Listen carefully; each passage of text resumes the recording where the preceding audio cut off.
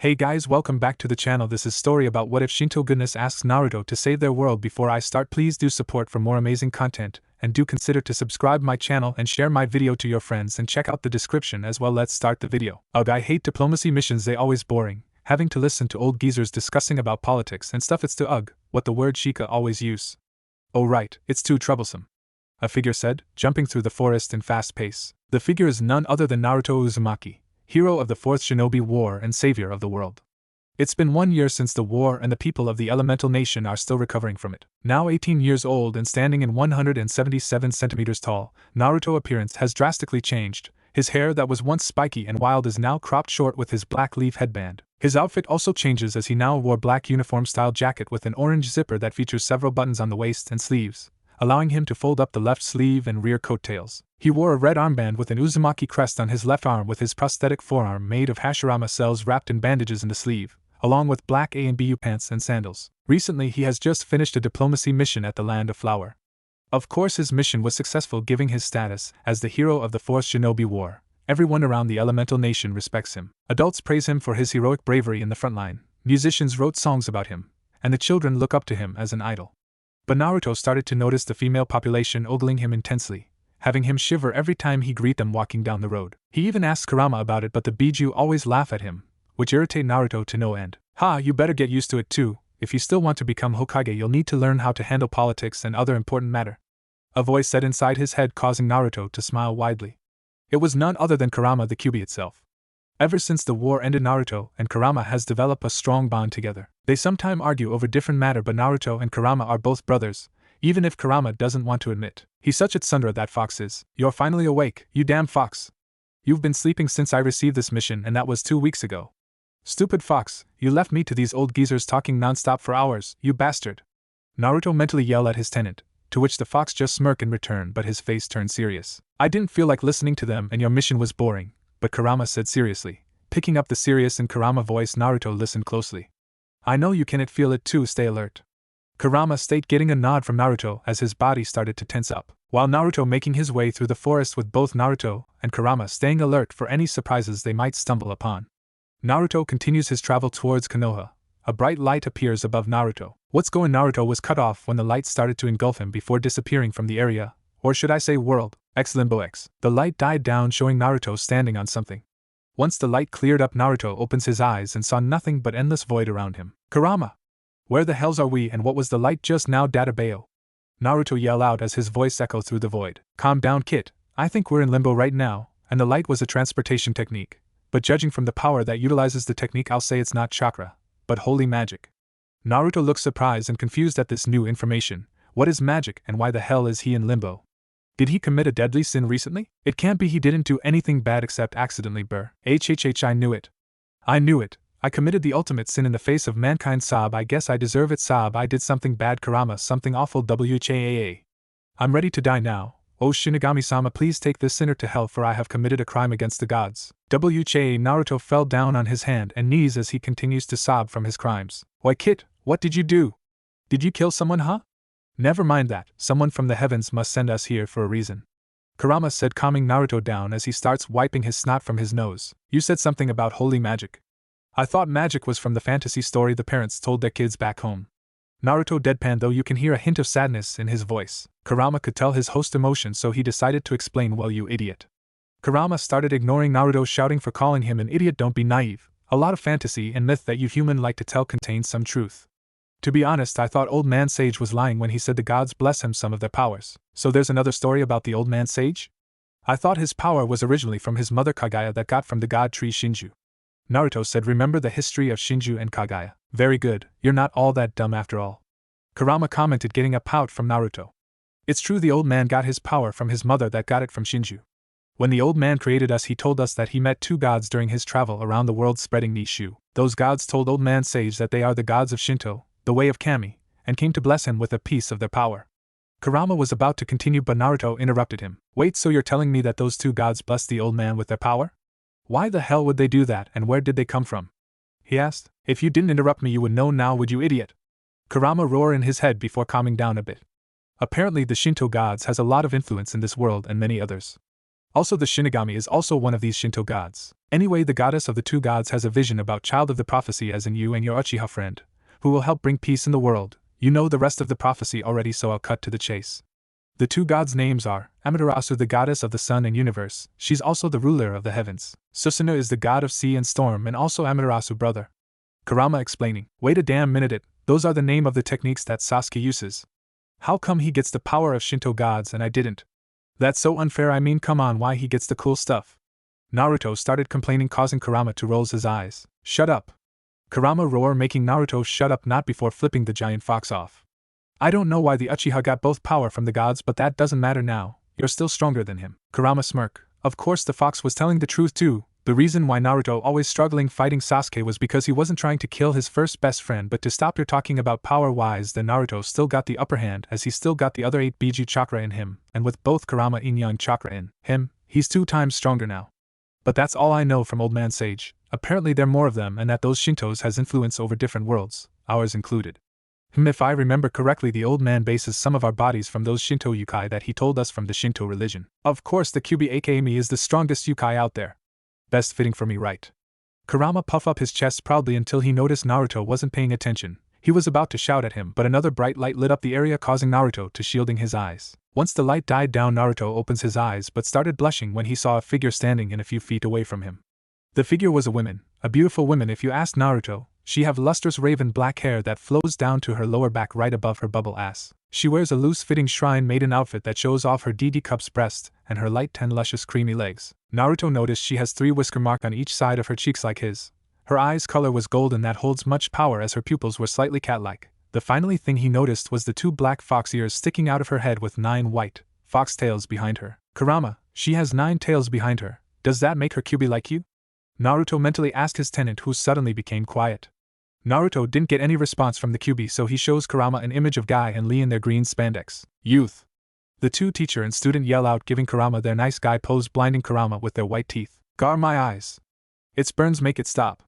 Kurama wailed out, which Naruto did as the image started to disappear. I'll kill you, Naruto! Kurama roars, causing Naruto to chuckle nervously. Well, you didn't reply, and I got a beaut, I mean a pretty lad, I am mean this fine ass I am a mean. You know what, someone in front of me, Databeo. Naruto stuttered out as his head turned red with steam coming out. Taking a glance at the fox lady, he could see she was looking at him with an amusing expression on her face, making him turn brighter. Inside his head, Kurama began laughing as his giant body began rolling around his mindscape.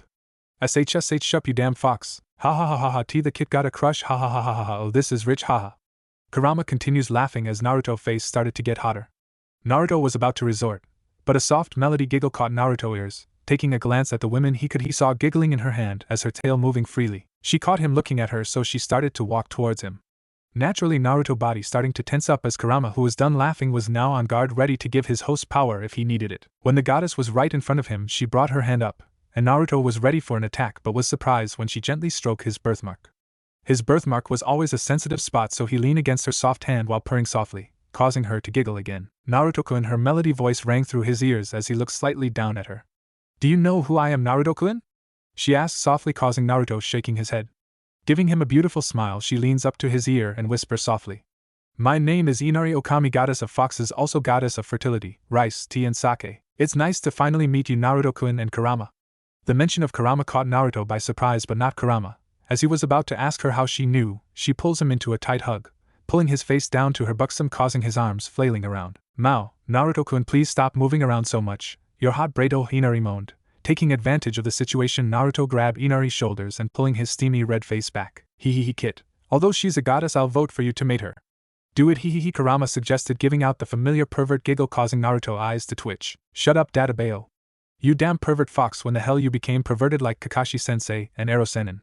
Naruto mentally shouted out, but was ignored from the fox as he was still giggle. I get bored in here and I went through your memories when you read one of his books. Hee you hairless monkey are at least good at one thing, hee. Kurama shrugged his shoulder and Naruto was about to resort back, but Inari decided to speak up. As amusing as it is on listening young Kurama teasing Naruto-kun, I came here to discuss something important. Her voice sounds serious, so Naruto became serious as well. Though I don't mind becoming Naruto-kun mate at all, she winked at him, causing him to blush and Kurama roar in laughter. But I'll introduce myself again. My name is Inari Okami, goddess of foxes, rice, fertility and sake. Name Uzumaki, Naruto the badass ninja in the world and the next Hokage.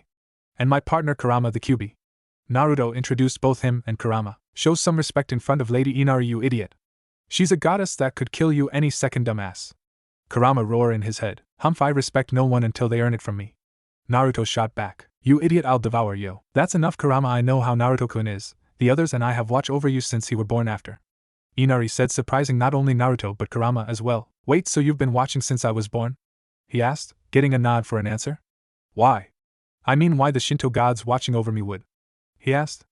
Well, there was a lot of reason why, but it's not my place to tell you, but Lady Amaterasu. But one reason was because you were our champion, Naruto-kun. She said, earning a shocked look from both Naruto and Kurama. And you also interested us, so the reason you guys watch over me was because I was some kind of entertainment? Naruto asked in a softly, but if you listen carefully, you could hear how angry he is. You guys think it's interesting watching me struggle in life, and how I have to face hardship throughout my life because you think it's interested, huh? He roared out, and would have continued if it wasn't for a pair of warm arms holding him tightly and a kiss on the forehead. Naruto-kun, we Shinto gods didn't watch your life for entertainment at all. We were watching you, a lonely little boy who lost his parent during the night of his birth, who endured pain and loneliness throughout your childhood. A child who always gets in trouble so he could be acknowledged by others. Then that little boy turned into a brave little ninja who faces many difficult challenges despite the odds stacked against him. Then we watch our little brave ninja change his ways to protecting his precious people. As we continues watching our little brave ninja, as he went out adventuring around the world saving countries and forging new bonds, times flew by, and before we knew it our brave little ninja became our brave champion who has the determination to never give up on his nindo. You, our champion, became the target of a terrorist group that will stop on nothing but to capture you, but yet you didn't waver, but became stronger. Our brave champion who dreams the impossible peace in the war-filled world, but yet he never gave up and walked down the road of peace. Then our brave champion fought in the war, he who stand in front of his comrade and lead them to battle, fighting for the future of his world. Soon with the war ended our brave champion has one more fight to attend. Our brave champion pour his heart and soul to save his friend from the darkest path he was about to take that was filled with nothing and despairs. Finally our champion came out on top with the victory that even the heavens roars in happiness. Our champion went through loneliness and suffering, to achieving the impossible peace of happiness. It was you, Uzumaki Naruto, that's the reason why we found you interesting, our brave champion. Inari finishes her story. Naruto, whose face was full of surprise, but she could tell he was happy. I don't know what to say. Really, I'm kind of embarrassed that the Shinto gods took interesting in me and all, but what do you want from me? He asks, and Inari's face changed from being lovely to anger then sadden. He was about asked what happened, but Kurama beat him to the punch. Is something wrong, Lady Inari? Kurama asked politely, which surprised Naruto since the fox was like him who doesn't respect anyone beside Old Man Sage. Maybe it's because she a goddess of foxes and Kurama is also a fox, so he must respect her and obey her. Naruto, you're a genius. Naruto-kun, we Shinto gods need your help, Inari said seriously, shocking Naruto as Inari continues talking. You see, Naruto-kun, there's one world where we Shinto gods have little influence in and is in great danger. She explained. What do you mean, Inari, what's going on there? Naruto asked, worried. The reason why us Shinto gods has less influence there because this world is where different gods from different pantheon ranging from Muslims, Greeks, Norse, Hindus and much more. But the biggest influence religion that holds mostly all influence is the Christians and their biblical God. But the Judeo-Christian religion was made up by three fractions: angels from the heaven who side with their Lord, fallen angels that fell from grace, and devils who came from hell with the four great Satan as their leader. A great war broke loose as the three fractions fought each other's. Many lives was taken from the war, especially innocent people as well who was in the crossfighter. That's awful how the war could cause so many innocent lives from the people who weren't involved in it. Why wasn't the biblical God there to stop this? Naruto clenched his fist in frustration. He was busy fighting the four great Satans, and the leader of the fallen angels. But the point is, Naruto-kun, the biblical God died along with the four Satans during the Great War. Shocking Naruto. Gods can be killed? I thought you guys are immortals. We're not immortals, Naruto-kun, we just have long lived, with lifespan to millennia. We can grow old and weakening when we reach our old age. So how old are you? Naruto asked, only to receive a slap to the back of his head from Inari with mock angry face. What was that for? Naruto yells, pointing an accused finger at Inari. Humph, you don't ask a lady for her age. That's just rude. Inari scolded Naruto, causing him to scratch his head sheepishly. Haha, sorry? Naruto laughed nervously while apologizing. Humph, I can forgive you this time, Inari said, causing Naruto to cheer as she continuing her explanation. After the Great War, Hell started to have a civil war between the old Satan fraction and the new Satan fraction. I won't go into detail, but the new fraction won and 4 new Satan was elected. But anyway, the reason why we need your help because something big going to happen in that world, and one of our gods has broken free from his imprisonment, and we need your help to stop his revolt. Wait, you want me to fight a god? I'm only human. Sure, I fought the Jubi, and Kagaya, and even Madara and Obito when they were 10 Tails Jinchuriki, but I had Sasuke and Team 7 back with me. Naruto tried to explain, causing Inari to frown. It's true you had your comrade with you, but even if you were fighting alone against them, the gods knew you would still having beating them. Plus you're stronger now, and beside us gods will help you along the way. Inari tried to reassure him. Lady Inari, if I may ask, but what kind of god are we supposed to fight? Kurama asked since he was curious. Naruto nodded his as well since he's also curious. Sighing a bit, Inari began to speak. The god you're supposed to fight is Tsukuyomi, god of the moon. He's an evil god. He's the brother of Amaterasu and Susanoo. If you want more information, you have to speak to Lady Amaterasu, who is currently in the world that we were speaking about. She explained as Naruto began to think it over with his partner. What do you think, Kurama? Should we go? I mean, it's kind of boring here since the war ending at all, and I want to put my training into good use. Naruto mentally asked him, partner, looking at this in an intelligent way, we're going to a world where we know nothing about it, or the danger we'll face. But in your short-minded you wouldn't care and charge right, and so I say we go. Kurama answered, getting chuckle from Naruto. He was about to give his answer to the goddess of foxes before something pops up in his head. Inari, would I be able to return back to the elemental nation when I'm done with my mission? Naruto asked, getting a sad smile from Inari. I'm sorry, Naruto-kun, but it's only a one-way trip from here to there or here back the elemental nation. Inari said, getting a horrific look from Naruto. Wait, so I won't see any of my friends again? What about my diary? Naruto stopped his ranting before coming down, surprising Inari and Kurama. It's true he won't see any of his friends again, or his dream to be Hokage in his village. But Naruto stopped and thought of the danger in the other world that could use his help. It cleared to him that the world need help. Since Naruto finally achieved peace in his world didn't mean he couldn't bring peace to that world as well. So his choices are his friends or getting involved in something that not related to him. Taking a deep breath, Naruto looked straight in Inari's eyes, making her blush a little when she say how serious and determined he is. I would like to help the Shinto gods. Even though I won't be able to see any of my friends again, I know they will understand why I made my choice. He said, getting a smile from Inari. Walking up Naruto, Inari suddenly gave him a peck on the lips, making Naruto stumble back with a blushing face. What W was that? F for Databeo? Naruto stuttered out, getting giggle from Inari and a perverted giggle from Kurama. I just gave you my blessing, Naruto-kun. She smiled at him before her smile turned into a seductive one, or were expecting me to add a little tongue. She licked her lips, slowly getting a shiver from Naruto. But to answer your question, I gave you my blessing to summon foxes as you command. That got Naruto to perks up. Really? So now I can summon foxes now? Sweet. Naruto cheers out. Yes, but your toad contract was voided since my blessing took effect, so you can only summon my kitsune now. She said, getting a nod from Naruto. Sure, he'll miss his toad buddies, but it's only for the best he guess. It's time for you to leave, Naruto-kun. Inari said as a portal opened behind him. Grabbing his hand, she led him in front of the portal. Naruto-kun, when you reach the other world, I want you to head toward Kyoto in Japan. That's where you will find Lady Amaterasu. She will tell you everything you need to know, okay? Giving her a nod, Naruto gave her a thumb up. Don't worry, Aina-chan, leave it to me, Databeo. He said, getting blush from the goddess for using chan after her name. Naruto was about to enter the portal when he felt someone grab his hand and turn him around. The next thing he knew was his lips were touching something soft, and he could smell a scent of sake. Looking down, he blushed when he Inari giving him a deep kiss. Not knowing what else to do, he grabbed her waist and started kissing her back with the same affection. Feeling him kissing back, Inari slightly opened her mouth to let her tongue through, poking his lips, asking for entrance. She got her answer when his mouth slightly opened, letting her tongue push through into his mouth as she started exploring it. She soon met his tongue as they both began to fight for dominance in Naruto's mouth. It lasted 10 minutes since Naruto was inexperienced. Inari won the battle and starts resuming exploring his mouth. 5 minutes later, both of them broke the kiss with the satisfying Inari and light-headed blonde hero before she could react. Naruto stumbled back through to the portal where Naruto would bring peace and chaos into the world. Kakuku, he's so cute when he's blushes. Kakuku, I can't wait for him to become one of us. Inari started to giggle before flashing away. Underworld. The underworld is an unusually place. When a human think of hell, they would say where the soul goes to be punished and tortured for their sins. Hell would be pictured as a dark world where the sky is pitch dark as the river covered in bloods, not a place where cities or trees would be found. And even devil, who people picture them as evil creatures with horns on their head and tail from behind, not devils that look like human walking around the cities minding their business and whatnot. Yep, hell is an unusually place. Phoenix Mansion. Rias Gremory was not a happy young devil. Why, you may ask? Because she was forced into a fate against her will by her family. Despite her protest, her family wouldn't give in. So she made a desperate decision and challenged Riser in a rating game match. If she wins, her engagement with Riser will be voided, and if Riser wins, he would marry her immediately.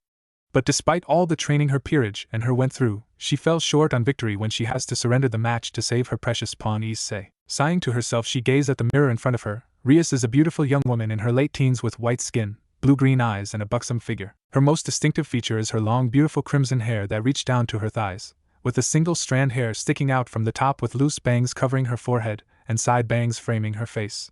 She is currently wearing a revealing white dress that shows off her upper breast. Her gaze was interrupted when yellow flames lit behind Rias and her maid, and out came Riser. Rias, my dear, you look lovely in that dress. Riser commented with a smug smirk, causing Rias growl at him. Come on, Rias, that isn't ladylike, is it? His comments earned a glare from Rias this time. Riser-sama, this area is off-limit for men. One of the maids stated. It's fine, I'm the star of the party, and I'm only here to see my sexy wife. Riser shook off the maid's statement, making his way in front of Rias. I'm not the bride yet, Riser. Rias snapped at him. And beside, what's up with this dress? It's perfect. It shows the demon world, the bonding between the Gremory and Phoenix household. He leans closer to Rias. Beside, it will be easier to take off, for our bonding time. Riser back off to leave, laughing along the way with Rias glare at his retreating body. I will never do such thing to the likes of you. Rias growled. Riser just started to laugh harder. But my dear Rias, you will, because you lost and it's your fate to marry me. Riser spread his arms out and showing off his superiority. Or are you waiting for a hero to show up and save you tonight? It's over, Rias, you lose. With that said, his body was surrounded by flames, then vanished, leaving Rias alone with her maid. Looking back at the mirror, Rias gave a sad smile. A hero, huh? That would be nice. Rias said, touching the mirror. I could use one right about now. Damn him. Damn that Yakitori, stealing Bucho away from us. Issei roar as he repeatedly punches the wall with the rest of the peerage near him. After the match, Grafia personal healed the group so they could attend the ceremony, not before warning them not to do anything that might dishonor the Gremory household. Issei-san, please stop, your hand is bleeding. Asia panic as she rushes to heal Issei's hand. Kiba, you guys, can't we do something to prevent Bucho from marrying that bastard? Issei asked the group with a pleading look. We can't do anything or Rias and the Gremory will lose face among the remaining pillar. Akino sadly said, making Issei clench his fist in frustration. We were so close also, if only we had more time. Kiba frowned. We lost, Kaneko said in her monotone voice. Damn it! Issei roared as he punched the wall one last time, leaving a crack behind. Looking at the scene sadly, Akino couldn't help but blame herself. If only she was stronger, then maybe, just maybe, they would have chance of winning. If maybe she was to use that power, they might have a better chance, even if that power came from that man. Something on your mind, Akino-san? A voice said, causing Akino and the other to look behind them to see Sona Citri, heiress of the Citri clan and also Co-Academy Student Council President. Era, it's nothing, Sona-sama. Akino bows slightly to Sona. If you were thinking of the match, I would say you guys rather did an impressive job despite the result in the end. Sona praised the group. If we had more time to prepare, we could have gotten stronger, and we would have won. Issei comment, roughly getting a sad smile from Kiba and Akino as Kaneko nodded her head. Maybe you're right, but it looks like Rias is in a very tight situation. Do you guys have a backup plan? Sona asks only to receive a frown for an answer. I see, it's pained me to see Rias like this, please give her my. Sona was interrupted when a giant yellow flames appears in front of the ballroom, showing Riser standing there. Welcome, all nobles from the honorable household, the Phoenix family are honored with your attendance tonight party. Tonight we're here to witness a historic moment in Devil Society. Tonight I, Riser Phoenix, and the heiress of the Gremory clan, Rias Gremory, has announced our intention on marrying. Riser declares through the ballroom. Now without further ado, I present you my queen, Rias Gremory. A red magical seal of the Gremory family appeared next to Riser, and Rias appeared out of it. Seeing his Bucho, Issei attempt to make his way to her, but two hands stop him from moving. Looking back, Issei saw a frowning Kiba and sad-eyed Kaneko holding him in place. Let go, Kiba. Kaneko-chan, I have to save Bucho. Issei hissed out quietly. Getting apologize from the two as Issei struggled to free himself from them. Having enough, Issei started to yell. Bucho! I'm here too, SAV. Issei stopped mid-sentence when he and everyone felt a high-pressure magical power in the room. Everyone felt a light sting when they felt a trace of holy power in it, and before anyone knew it, a huge magic portal appears in midair before disappearing when a silhouette shot down to the floor, making a crater in the progress. The household guard started to surround the crater, preparing for an attack if need to. As the smoke started clearing up, the devils in the room could hear groaning coming from the crater as a figure started to walk out of the smoke. Leaving the crater, the devils saw a tall, lean, handsome young man in his late teens with short blonde hair with blue eyes and whisker-like mark on his cheeks appear in front of them. Naruto Uzumaki looks around the room full of people wearing fancy clothes, but what surprised him was strange dark energy coming off of them. Calling in the natural energy from the world, Naruto started to sweat lightly. So much hatred and bloodlust in this world. It looks like Mother Nature herself is angry at the world for polluting her air and water. The land that once filled with green forest is now replaced by buildings. As a sage, he couldn't help but sadden as how the world has abandoning Mother Nature, and took a mental note to meet her personally. Lucky for him, he could ignore the hatred and bloodlust in his head, thanks to a giant fox in him that was once filled with hatred and bloodlust. Now entering sage mode, he could feel different kind of energy around him. These people have a lot of dark energy in them. These people aren't human, maybe devils, since they hold dark energy? What do you think, Kurama? Naruto mentally asked him partner while taking glances around the room with the guards started to circle on him. He soon narrows his eyes on Rias' group. I have to agree with you, these devils look human in this world. We have to do a lot of research if we want to know about this world and the beings in it. Kurama stated. Looking through his host's eyes, he saw Naruto looking at a group of teenagers. Looking at Ria's group, the first person he noticed was a young woman with a breast that could rival, or even suppress Tsunade breast. She is about the same age as him with very long black hair with violet eyes with her hair tied in a long ponytail reaching all the way down her legs with 2 strands sticking out from the top of her head sloping backwards, with an awesome orange ribbon keeping it in place. He could feel her demonic power along with holy power? Now that's interesting. When their eyes met, Naruto saw her giving him a curious look with amusement. But her eyes told everything that Naruto needed to know about her. She went through pain, suffering and loneliness. She's very good at putting up a strong mask, but she couldn't fool Naruto. He knew that she needs someone to depend on to stay by her side and support her along the way or she'll fall in deep despair. Moving on, the next person of the group, he saw a pretty boy with short blonde hair, gray eyes and a mole under his left eyes. Naruto could sense large amount of negative emotion coming from him. Naruto would look into that. His eyes wandered down to see a small petite girl with white hair and hazel eyes. As the front of her hair have 2 long bangs going down her shoulders with several loose bangs hanging over her forehead. She has a black cat-shaped hair clip on both sides of her hair. To Naruto's surprise, she got chakra in her, but the weird part is she only has the yin release of the chakra. The chakras in this world only have yin chakra, while the yang is a different source of energy, I presume. Kurama explained. So both yin and yang chakra are separated? Naruto asked, and getting a nod from the QB. Damn, I want someone as an apprentice too. Naruto pouted, getting an eyes roll from the QB. You're too stupid to teach anyone. And beside, we need to worry about yourself. I can sense powerful energy making its way here soon. I know we could take them, but right now we're in enemy territory, so don't do anything stupid. Naruto nodded his head. He had the last 2 member of Ria's peerage. Kurama, can you feel it?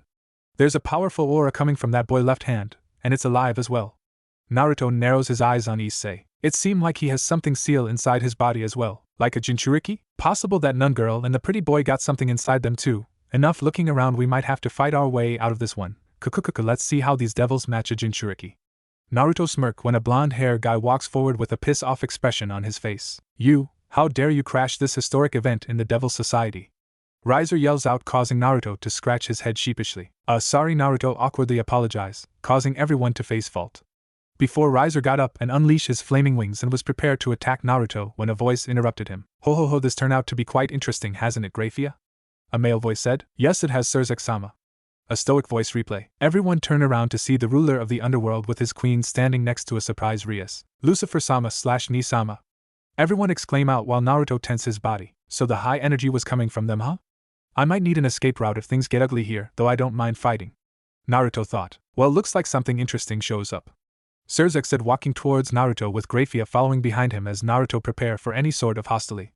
Relax, young man, we aren't going to attack, just to ask some question, he said with a gentle smile. Sensing no lie in his voice, Naruto lowered his guard a little.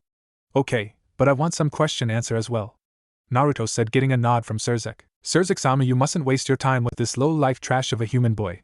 I'll say we just kill him and continue on with the party ceremony, Riser suggested, preparing a fireball to kill the human, but stopped when Surzek put his hand up telling him to stop. Relax, Riser-kun, we're not heartless creature anymore, we should welcome our guest with open arms, Surzek cheerfully said with a glint in his eyes. Besides, you wouldn't have hit him. His words left everyone in the room confused before Riser felt a sharp kunai against his throat. Looking behind him, he saw Naruto holding a kunai with his wind affinity against his throat with the second kunai near his ass. Fast was the thought of every devil in the room besides Surzek and Grafia, who saw his movement as they were very impressed by the human speed. I suggested you don't look down on us, human, or I might give you hemorrhoids, Naruto threatened as he gripped both weapons tighter. Bahahaha, do it. The silence was broken by a sound of laughter. Glancing at the source of the laughter, Naruto and the devils could see Issei laughing his ass off, while Akino giggled in her hand, Asia got a blush on her face, Kiba just laughed lightly, and Kaneko got a small smile on her face. As entertaining as the threat seemed, I think it's time for our questions to be answered, am I right? Surzek said, getting a nod from Naruto as he backed away from Riser, not before dodging a fireball aiming at him from Riser. How dare you, a human touching me, a noble high-class devil, I will turn you into ashes. Riser roars as he sent multiple fireballs the size of basketball. Before it could reach Naruto, an ice wall appeared in front of the incoming fireball and canceled the attack. Riser-sama, Surzek-sama said to stand down, and I won't hesitate to enforce my king order. Grafia warned as her voice meant pain and suffering. TSK, if the strongest queen said so. Riser scowled before facing Surzek and slightly bowed to him. I'm sorry for my rude display earlier, Surzek-sama, Riser said politely. It's fine, Riser-kun, now for the important matter. Surzek waved Riser off before facing Naruto. The both of them stare at each, sizing each other up. It lasted for a few minutes before Surzek decided to speak first. First let's introduce ourselves, shall we? My name is Surzek Lucifer, formerly known as Surzek Gremory, and the leader of the four great Satan. He introduced himself. So he's the new Lucifer that won the civil war against the old Satan faction. I expected him to look older and more, strict, discipline, serious, and have a 20-foot pole stuck up his ass like that riser guy back there. Naruto thought. Don't judge a book by its cover, you know that better than anyone else, Kit. Naruto gave a light nod in response. That Surzek guy power is strong, I admit. Judging by his power level, he's stronger than Lady Inari, not as high as ours, but still watch yourself, Naruto. Kurama scowled. I see, well, I got to be careful then. Naruto blinked before he remembers something. Speaking of which, earlier you gave Inari a lot of respect, and went so far as to call her Lady Inari. What's up with that? Getting a grunt in return, Kurama responds, I only show her respect because she the goddess of foxes. Even though I'm made all chakra, I'm still a fox in mind. But you have rabbit ears and upper body of a human with thumbs. I do not have rabbit ears, you damn human. Say that one more time and say goodbye to your offspring. It's a joke, hehehe. Yeah, a joke anyway, I gotta get back here, so see why. Naruto quickly canceled his connection with Kurama. Naruto Uzumaki, the #1 unpredictable badass ninja in the world. Naruto introduced himself, getting a few whisper from the devils around him. Ninja? Did the human hit his head while crashing down? Human nowadays will say anything to boost their confidence up. But look how serious he was introducing himself. Naruto eyebrow twitched violently, but kept his calm. While Surzek was examining Naruto over, he could tell the young man was telling the truth as how he reacted to the comments by his fellow devil peers. Surzek-sama, you can't possibly believe him, do you? Riser-sama roared in laughter with the devils around him. Expect Rias and her peerage along with Sona, Surzek and Grafia. That bastard making fun of someone when he was introducing himself. He's really a jackass. Issei growl out, while Rias, who was with her peerage during the whole Naruto and Riser episode, frown a bit. It seemed the higher nobles are distracted. It's our chance to escape, Rias. Akino suggested but didn't get a response from her king. Rias? She said again, getting her king attention. Did you say something, Akino? She honestly asks. Giving a nod, Akino repeated herself. I said it's the best time to escape. Looking at her king, she saw Rias looking at the blonde mystery boy now named Naruto Uzumaki. Are you perhaps interested in this Naruto boy, Rias? Taking her gaze away from Naruto, she looks over at her queen. I would be lying if I said I wasn't. He's a mystery. While he call himself a ninja, I would say he's telling the truth by his voice, and consider his clothing he's wearing and the weapons he pulls out on Riser only add more evidence, as he's telling the truth, she explains after analyzing Naruto since he came. But despite all that, he's still mysterious. Giving Rias a nod, she stared at Naruto also. When their eyes met, she a strong-willed person that shared the same pain as her. She could see it, the loneliness, suffering, and pain of losing a loved one just like her. But for her, she need a pillar to support her. But he is the pillar. A strong pillar that everyone leans toward. A pillar that wouldn't budge or crumble. Maybe he's the one that she could lean on, Chakra Kaneko muttered, narrowing her eyes at Naruto. I'll ask the first question. What is a human here doing in the underworld? Surzek asks. I don't know. I just found myself here when I fell through that portal. He replies with a shrug of his shoulder, getting a nod from Surzek. Now it's my turn. What are you planning on doing with me since I'm a human in the underworld? Smiling, Surzek reply, I guess nothing. As long you don't threaten the Devil Society, I will let you off. You have my word as a Satan. Reading his emotion, Naruto could tell he speaks the truth, but the same prick interrupts them again. You can't be serious, Surzek-sama. You can't let him leave just like that. Just kill the human and be done with it. Riser said, getting nod from his fellow devils. Maybe you're right. Surzek pondered on the idea, causing Naruto to tense his body again. I guess I can give him task, he announced as everyone's eyes were on him. Naruto Uzumaki, I have a request for you. You can deny it if you want, but please listen to me first. He asks Naruto, who was thinking it over. I can just escape now if I wanted to, but if I can get in this guy good side, I might have a possible ally in the future. You're right, we might need allies if we have to face Tsukuyomi and the danger in this world. So having the devil behind our back is a good idea. Kurama gave his input also. Sure, I got nothing to do right now, so what is it? He lazily asks. As Surzek smiled cheerful with a glint in his eyes that no one knows beside his queen, who only shook her head. Well, Naruto-kun, getting an raised eye from Naruto for kun part. You see, this party is engagement party to celebrate the engagement of the Riser Phoenix and my dear little sister Rias Gremory.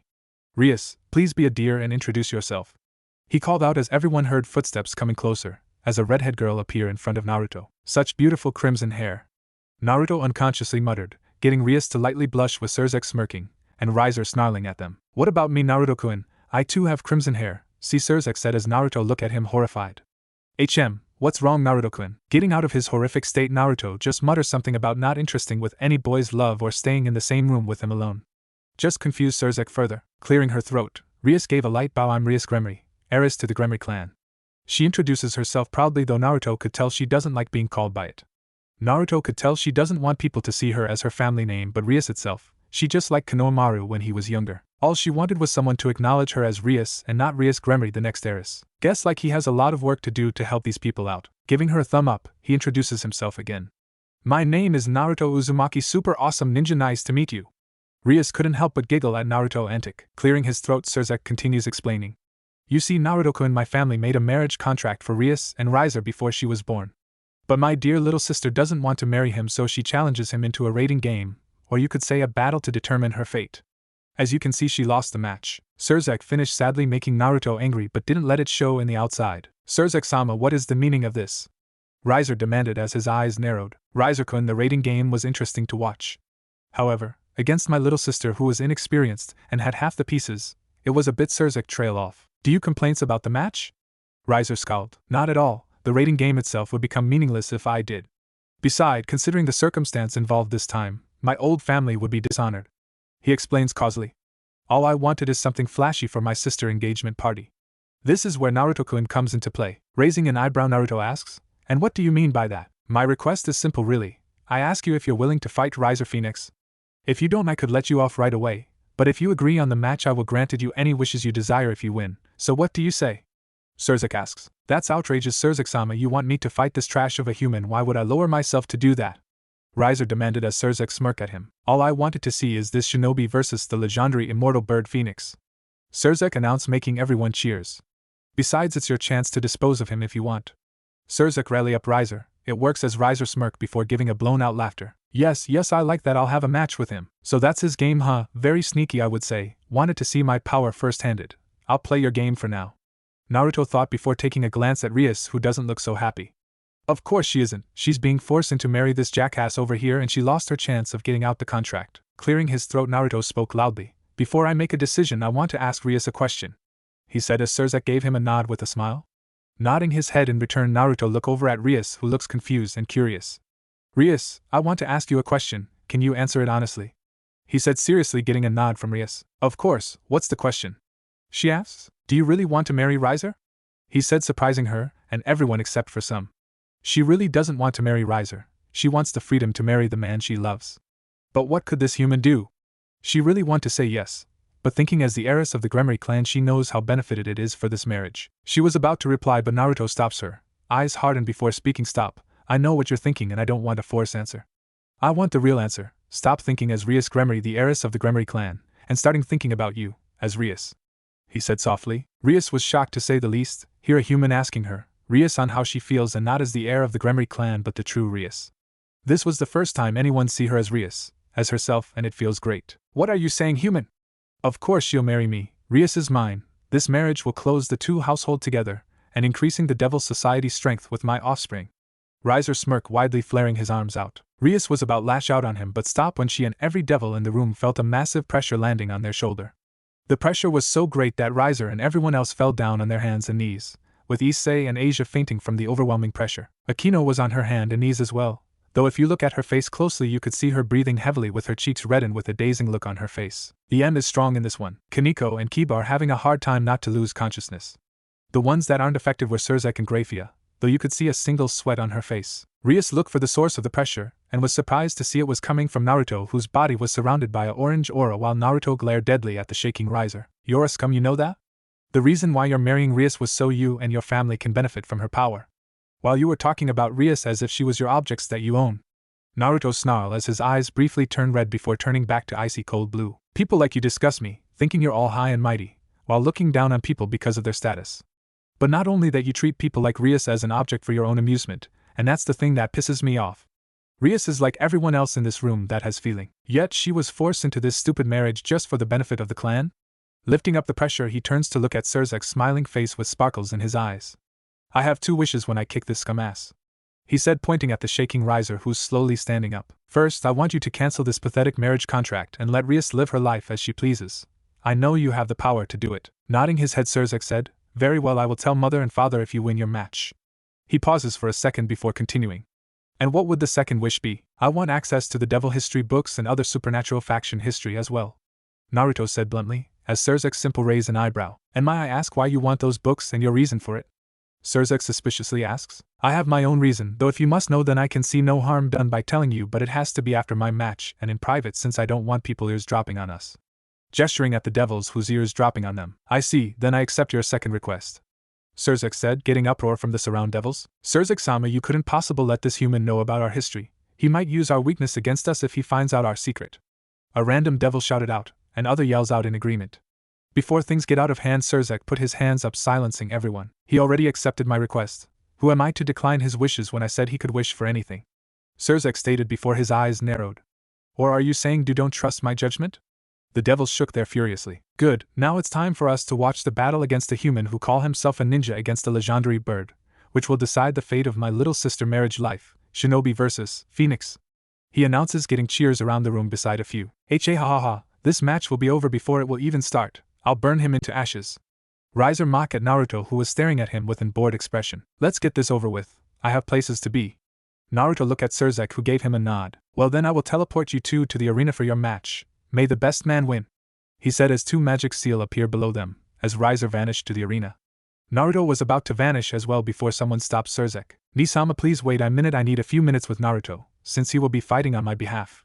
She reasoned with Surzek, as the demon lord just gave her a smile. Of course, take as much time you need. Giving her brother a bow, she grabs Naruto by the hand and dragged him off to the side where no one can hear them. Naruto and Rias. They both stood there in an uncomfortable silence.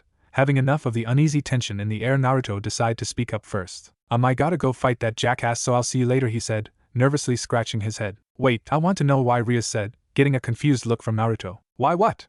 He asks, getting sigh from Rias. Why did you wish for to cancel the marriage? It has nothing to do with you. It's not like I'm mad or anything, but rather I'm thrilled that I got another chance to cancel this marriage. I'm just curious on why would you do that? We don't know each other at all. Naruto just sighed a bit before looking straight in Rias' eyes as she met his stare. They both stared at each other for a second before Naruto spoke up. I had a friend who sprouted out nonsense about fate this and fate that. He said, thinking back in the Chunin exam when he faced Niji. May his soul enjoy his everlasting freedom. He believes fate was decided for people when they are born, and no matter what people do they will never escape their destiny. He saw Rias, who was listening to his story, frown a bit. You used the word had, don't tell me he's dead. Rias gasped when she saw Naruto, gave a sad smile. I am sorry, she apologized, to which Naruto waved it off. It's fine, he died protecting me and I'm really grateful, and I would live my life 2 times the fullest for his sake as well, Naruto said, getting a smile from Rias. Beside, he was about to break out of his cage and can finally fly freely. Naruto trail off. That's a good way to put it. Please continue your story, Naruto-kun. There's nothing much to say, Rias, just that I fought Niji and convinced him that if a failure like me could change my destiny, then a genius like him can also. Someone clear their throat, making both teenagers looks up to see Grafia. Naruto-san, I suggest you meet Riser-sama in the arena. The nobles are growing impatient, she said, getting a nod from Naruto. Okay, I'll be right there, he said as Grafia nodded and walked back to her king, as Naruto looked back at Rias, who was frowning. I have to go and remove that 20-foot pole from his ass. Wait, are you sure you can win this? My future depends on this fight, I just don't to marry that bastard Riser, she said, feeling a hand on her head, to which it belonged to Naruto. Rias, I need you to trust me, even though we just met, I need you to believe in me to get you out of this contract. He smiles at her and Rias couldn't help but to trust him. For some reason his presence gave off an aura that tell her everything will be fine and let him take care of it, and to put her faith in this man hand. Well, I'm off, wish me luck, Rias, he said, walking towards Surzek and Grafia. I'll believe in you this time, so kick his ass, Naruto-kun, Rias shouted out to the retreating form of Naruto. A red magic seal appeared under him as Naruto turned around and gave Rias the nice guy's pose. Kicking ass is what I do best. Beside, hero always arrive in the last minute to save the princess. Naruto smirked before he vanishes to the arena, as a magical screen appear around the room showing Riser and Naruto standing across from each other. A hero, huh? Rias smiled, making her way to her peerage to watch the match together. It was time for the shinobi to face a phoenix. The first thing Naruto noticed was the arena was about the same size of the Chunin exam stadium back in Konoha. Across from him, Naruto saw Riser looking towards him with that smug smirk of his. The same smug smirk he saw throughout his life before he wipes it away with a Rasengan. How should I approach this? Naruto pondered and thought. You could always end him with your Rasen Shuriken or my Baijidama Kukukuku. Yep, I'd vote for the Baijidama, Kurama suggests eagerly. Naruto just sweat dropped at his partner. No, that would show the devils our power. They might think of us as a threat and kill us on the spot, so we'll just have play with this jackass a bit, Kukukuku. Naruto sadistic smirks. So we're going to humiliate him in front of everybody? Kurama asks, though his answer was his host's smirk grew wider. Oh yeah, and I know the perfect way, Kukukuku. Alright, the match between the shinobi and the phoenix will commence if both sides are ready. Both fighters nodded their head. Well then let the match begins. Surzek announced as magical screen appear above them. Naruto for his part just reached for his ninja pouch behind his waist. Rumbling through his pouch he pulled out a book. But not just any book, it's his only and favorite book, Tales of a Gutsy Ninja, and began reading it, not paying attention to the incoming flaming chicken, with Rias and others. What's he doing? That bastard is heading straight for him, and he's reading a book. Issei shouted, pointing at the screen. Maybe he has a strategy up his sleeve. Kiba laughed nervously. Rias, this could be bad. Naruto isn't moving or showing any sign of defending, he'll die, and it's all over. Akino looked nervously at Rias, who looked calm and unfazed. Era, does Bucho trust Naruto that much for you to not be slightly worried?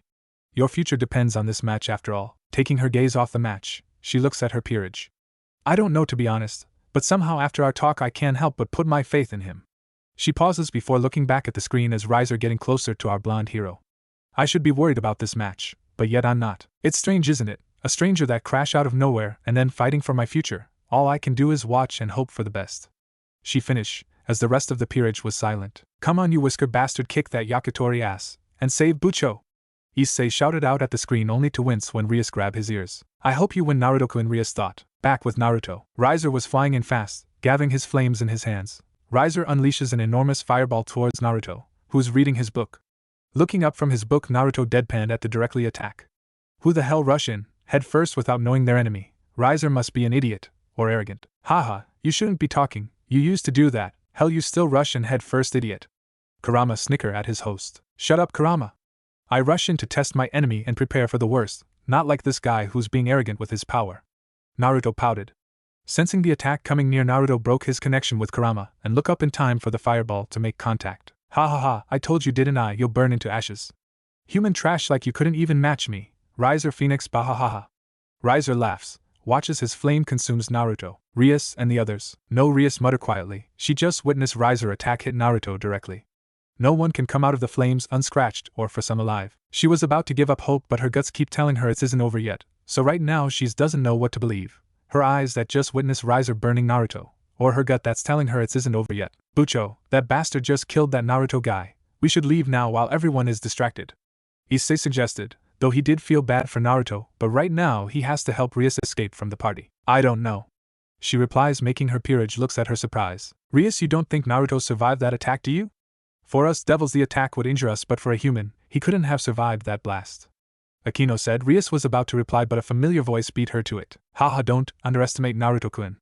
Surzek walks up to Rias and her peerage with Grafia right behind him. What do you mean, Lucifer-sama?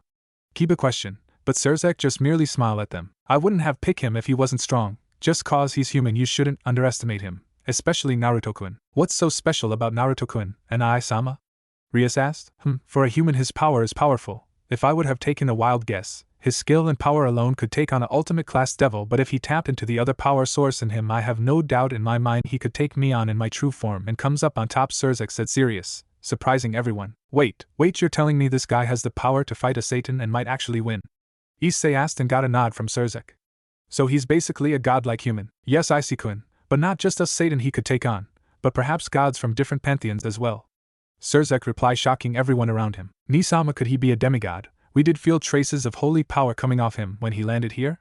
Rias asks. No, he's 100% human from the aura he's giving off. Chakra. Everyone turned to look at Kaneko in surprise. He has chakra. How do you know this, Kaneko-chan? Kiba asked. I can feel it. His chakra is heavy and it feels warm. She muttered the last part to herself, but the other caught it with their enhanced hearing. A human that could use chakra, interesting. Surzek pondered on that. Bucho san, look. Asia pointed at the screen. Back with Naruto. Ha ha ha, it's over. Riser laughs, though he was confused when no one's announced his winning yet. Don't turn around. A voice said behind him. Not heeding the warning, Riser turned around and got his face smacked with something hard, causing him to fly and crashes into the arena wall. Picking himself off the wall, Riser looks up to see Naruto standing where he was, reading his book with an bored expression. I told you not to turn around, but did you listen to me? No, so you got bitch slapped with my awesome book. Naruto calmly replied, though in his head he was laughing his ass off. You! How could you survive my flames? You should have been burned into ashes.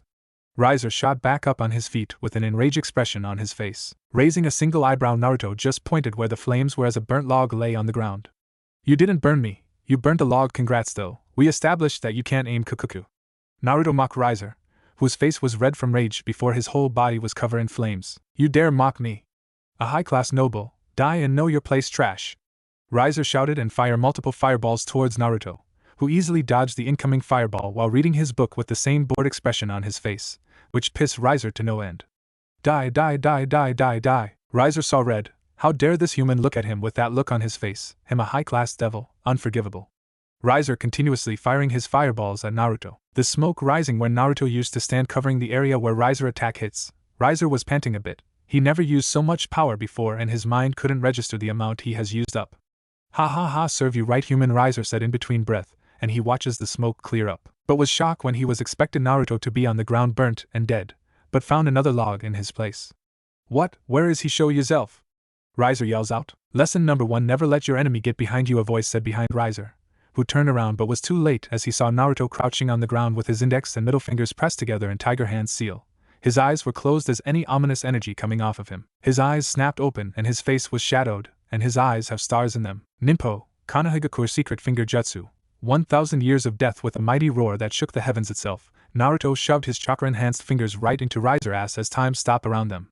Riser's face went from rage into horror, then pain and pleasure, before Riser sailed across the arena with a bloody scream that was heard throughout the underworld. Naruto world. Kakashi was sitting behind his desk in the Hokage Tower giggling while reading his orange book. He stopped and got up and walked towards the window that shows Konohagakure, shedding a single tear. I don't understand, but I'm proud of you, Naruto, Kakashi said before resume reading his Ika book. Rias and the others. Silence. No one said anything when Naruto shoved his finger up Riser's ass. Bwahahaha except for Issei, who was laughing his ass off, following by others. He shoved his finger up Riser's ass, haha. Issei cried laughing. Kukukuku, that was unexpected though, I wonder if he's willing to try it on me. Akino said, making Rias shake her head at her queen nature. No, Akino, I forbid you for asking him that. That could be a deadly technique for all we know. Rias said firmly. Era, it may seem that way, or do you want him doing that to you only? Akino teased her kings. Rias just huffed and turned back to watch the match, though you could see a hint of red on her cheeks. Era, Naruto and Riser. I made you proud, Kakashi-sensei. It feels good when someone else received it beside me. Naruto shed a single tear of where Riser landed. He could see Riser shakily standing up holding his ass. How should I embarrass him further? I'll wing it. Why, how dare you do that to me? I'll kill you. I'll fucking piss on your ashes when I'm done. Riser shouted, though he still's a bit shacking up from the last attack. Oh, stop lying. I know you like something up your ass, so don't try to covering it up. Naruto shouted back. Riser didn't reply. He yells out in rage and fly towards Naruto. He didn't get far when he felt pain at his stomach before flying back from the punch. Trying to maneuver himself in midair, he saw another Naruto above him that deliver an axe kick to his chest, making his body fly to the ground with the Naruto clone falling behind. Another clone poof up in existence on the ground before jumping up at Riser. With Riser between both clones, the clones created a Rasengan for each of them and deliver it in Riser's stomach and back. Rasengan, both clones called drilling their Rasengan and Riser, causing him to scream out in pain as his body crashed at the ground. Standing in front of Riser, Naruto and his 3 clones looked down at Riser, who once again stood up as his wound starting to heal him. Ha ha, you can't hurt me. I'm a phoenix. Our family has the power of the legendary bird. We're immortal. Riser rose again, laughing at Naruto. So, you're telling me that physical wounds would just heal up? Naruto asks. That's right, we are immortals, nothing can kill us. Riser boasted, as Naruto and his clones looked at each other before facing Riser, with each of them having a shit-eating grin on their faces. So, you Phoenix body are immortal, one of Naruto clones said, but mentally you're not. So another one of his clone trailed off, making Riser pale. When Naruto started a Rasen Shuriken in his hand, he could feel enormous energy coming from it with a trace of holy power. Wait, don't you understand that this marriage is important to us devils in the future? A human like you who having nothing to do with us shouldn't interfere in our affair. Riser tried to reason with Naruto. I don't give a shit about the whole devil's race shit, Riser. Marriage isn't supposed to be for the benefit of anything beside the happiness between the people that fell in love with each other. If you and the other devils couldn't understand, then I'll make you. Rasen Shuriken. Naruto threw the Rasen Shuriken at the screaming Riser. As the Rasen Shuriken made contact with Riser, the orb expanded up to 40-meter radius, showing a windy dome reaching the top of the arena. That's stronger than I thought it would be. Naruto thought as the dome disappeared, leaving a 40-meter crater with Riser laying in the middle, all bloody with multiple scratches on him. Yep, stronger than before. Riser Phoenix is unable to battle. The winner is Naruto Uzumaki the shinobi. Surzek announces as 2 magic seal appear underneath both Riser and him before flashing the 2 away. Unknown location. A shadowy figure could be seen sitting on a throne as the room was dark as night, and behind the throne was a large glass window as the moon was covered by the clouds. So my sister really did bring him here after all, the figure said, watching the match between Riser and Naruto. Not surprising, those foolish devils couldn't match against him anyway. He replays the match over again, and again, until he paused it, showing Naruto face, making the figure sneer. I will make him pay. I will make you fall in depth of darkness for stealing her attention away from me. Why would she be interested in you, a mere mortal over me? I will make them pay. I will kill you and my other foolish brother, and I would be with her forever, and become the ruler of the heavens, the figure said before firing a silver magic blast at the screen, causing it to shatter. Kukuku, it's fatal, my dear sister. I have once again awoken from my slumber. The whole world will fall in the pit of darkness, and we could be together at last, my Amaterasu. The figure laughed heartily as the moon peeked out from behind the clouds, shining down in the room. Slowly but surely, the light from the moon reveals the figure sitting on the throne. The figure turns out to be a handsome man in his mid-20s, with smooth long silver hair reaching down his back, with the both sides of his bangs reach to his shoulder, and several bangs cover his forehead. His face is calm, as his red eyes glow in the darkness. He's currently wearing a military-style uniform, which consists of a silver ankle-length overcoat with gold trimmings on the chest, sleeve cuffs and neckguard. He wears silver trousers, with knee-length black buckled boots and white gloves. His uniform has a mall half-mantle hanging off his shoulder emblazoned with a moon crescent. 07 Ghost Ayanami military uniform but in silver. Behind him stood one of the three great spear Tambujiri, also known as the dragonfly cutting spear. The spear is white double-edged spear.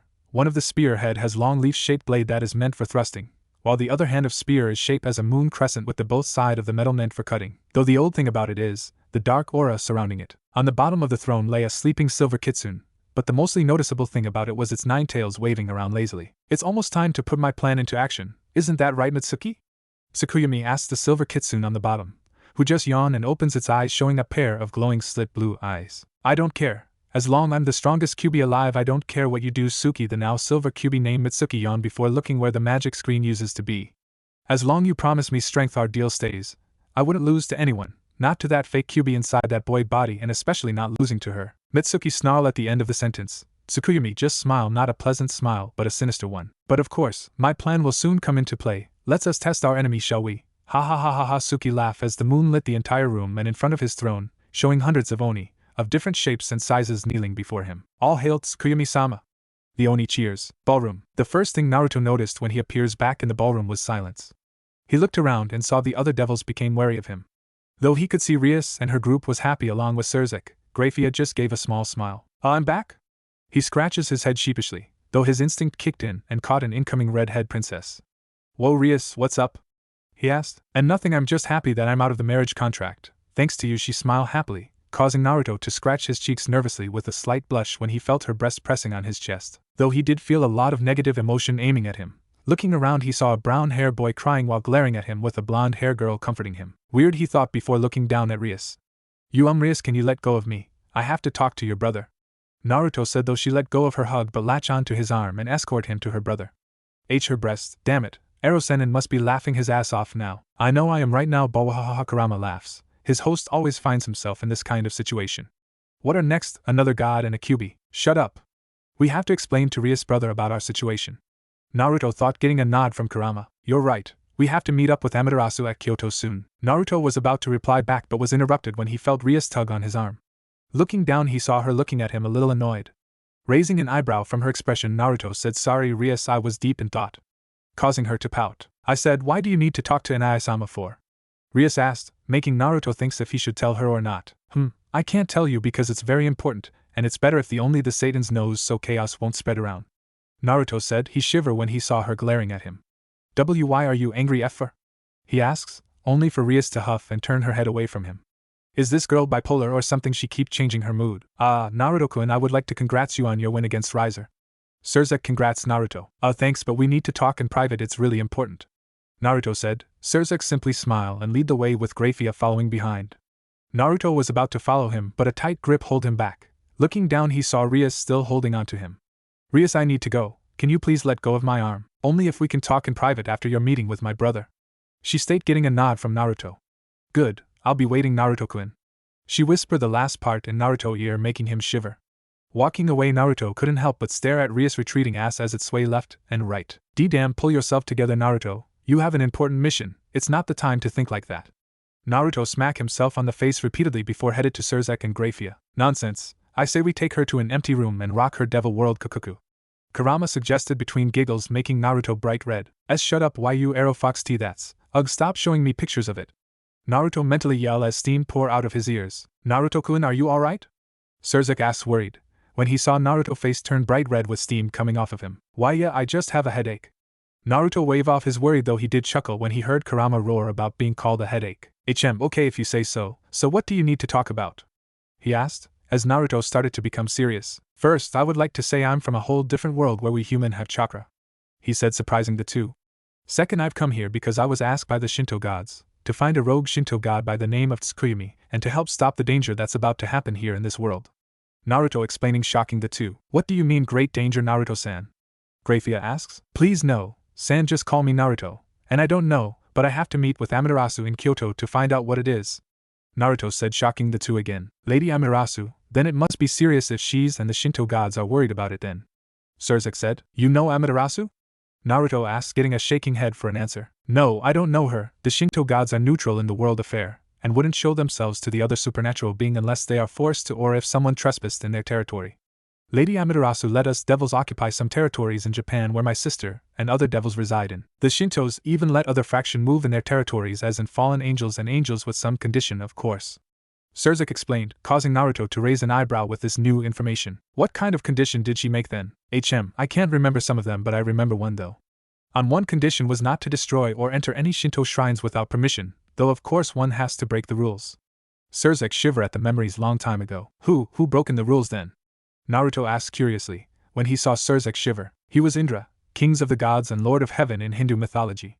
I don't know the full story, you have to ask Lady Amaterasu, but I heard that Indra barged into Japan and challenged Lady Amaterasu for the title ruler of the heavens, though Amaterasu just ignored him. Anger from being ignored, Indra killed one of Amaterasu's shrine maiden. When Amaterasu got words of it, she was furious. She came down from Takamijihara, plane of the high heaven, and well, let's just say every god from different pantheons acknowledged Lady Amaterasu as the ruler of the heaven. Surzek explained sheepishly. What happened to Indra? He's still alive and still rule over the Hindu mythology, but he refused to tell us anything and threatened anyone who would bring it up. Naruto just pouted. He didn't get to hear what happened in the fight. So tell me, Naruto-kun, what other reason are you here for? Surzek asks, surprising Naruto a bit. You see, the world where I came from was a war-torn world, where war is continuously, the never-ending cycle of hatred keeps growing and the peace is impossible. You see, my dreams was to achieve the impossible peace. It wasn't my dream at first but my sensei dream. Before he died in the hand of his former student he entrusted me his dream, and before I knew it, I too seek true peace. Naruto sighed before continuing. To people who said peace is impossible, they haven't truly walked down the path like I have. Walking down the path of peace I lost some of my precious people along the way. People sacrificed themselves for me to end the cycle hatred, and to honor their death I couldn't waver. Even if I did, I know my friends will stir me back into the right path. The bonds is the answer to ending the cycle of hatred. If everyone could forge the bonds between one and other we could understand each other feeling. Naruto looked at Surzek in the eyes. You asked me the other reason why I'm here, right?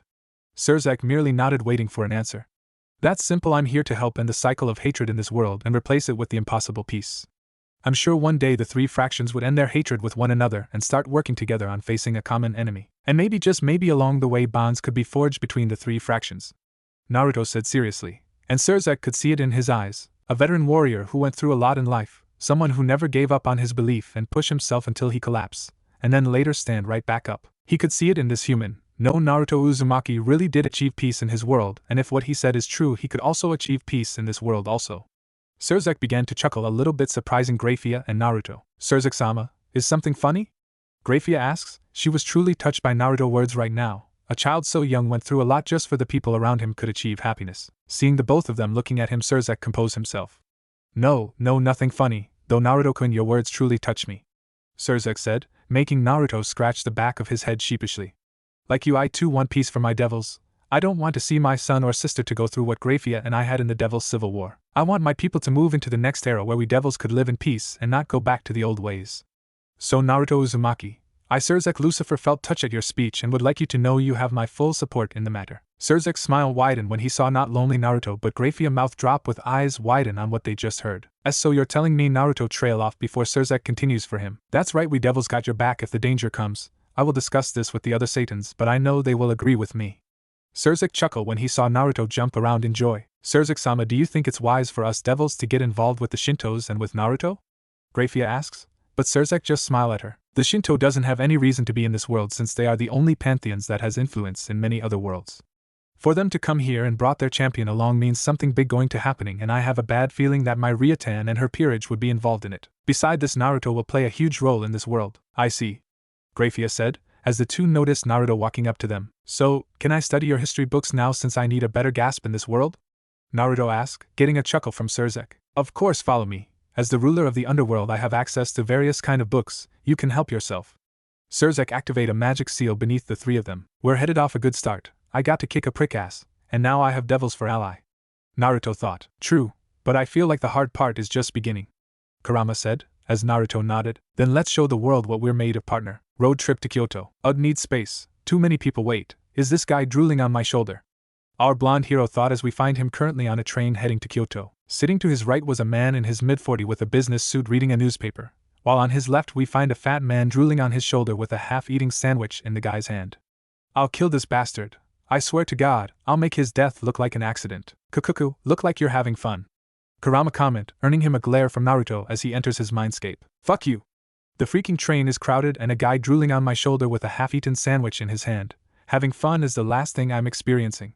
Naruto snap, as Kurama just laugh at his host's misfortunate. It never gets bored with you, Naruto. Kind of glad that I stay with you. Naruto perks up hearing this. I love you too, buddy. Naruto said. Kurama just rolled his eyes but didn't say anything. Nothing interesting happening, so I'm going back to sleep. Wake me up when something happens. Kurama said. Sure thing, Kurama. Kurama lied down and closed his eyes as he drifted to sleep, as Naruto left his mindscape. Returning to reality, Naruto watched the scenario out of the window as the train passed by it. It has only been a day since he enters this world, and he already stick his nose on devil affairs, got new friends, and got the devils as an ally and learning about the history of every religions and beings in this world. He wants to fight some gods, or better yet he want to meet Great Red. Little be known about Naruto. As a person who followed the path of peace, doesn't mean he wasn't looking for a good fight. Though he isn't stupid enough to fight someone or something that he has no chance of winning, he still fight them anyway. Last night in the underworld where Surzek brought him to his personal library, Naruto pale at the size of it. It was at least 2 times the size of Konoha Library. Though with the use of shadow clones, Naruto was able to obtain all the information in one night, though the headache didn't help one bit after. With the information he had gathered, the energy coming from the brown-hair boy left hand was a scared gear. Apparently the biblical god created them to enact miracles for human. He also created Longinus, which are able to destroy gods. Upon reading this, Naruto frowned at it. True, it's useful if the supernatural are out of control and human needs something to protect themselves with. But what happens if those scared gear or Longinus falls into the wrong hand? Shaking his head from that thought, Naruto thought about Kyoto. Kyoto is ruled by Yasaka Kyuubi and leader of the Kyoto Yukai fraction. Learning about it made Naruto and Kurama wonder how many Kyuubi was in this world.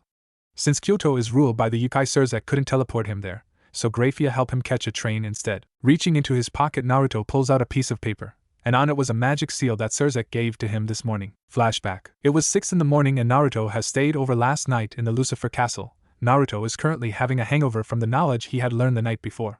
Rubbing his temple, Naruto winced when he heard his name being called. Good morning, Naruto-kun, I hope you slept well last night. Surzek cheerfully said, walking down the stair with his wife Grafia behind him. Yeah, it was good beside the headache. Naruto muttered. Do you require any medicine for your headache, Naruto? Grafia asked only for Naruto to wave her off. It will go away, to many knowledge I've learned last night. Getting a nod from the two since he told them the shadow clone ability. Surzek, you said you'll help me get to Kyoto somehow. How exactly am I getting there? By train, of course.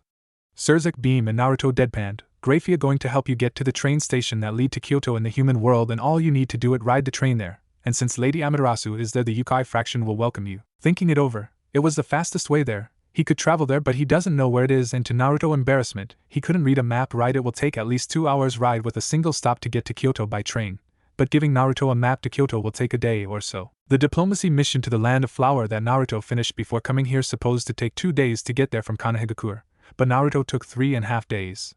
No one knows about this, since Naruto didn't tell anyone. Yeah, that's fine, Naruto muttered. Well then, we should be off. Surzek-sama, I will be back in a few minutes. Please don't do anything that you aren't supposed to do or I'll have to punish you. Grafia warned, causing not only Surzek to shiver but Naruto as well. Do I make myself clear? Aye, ma'am.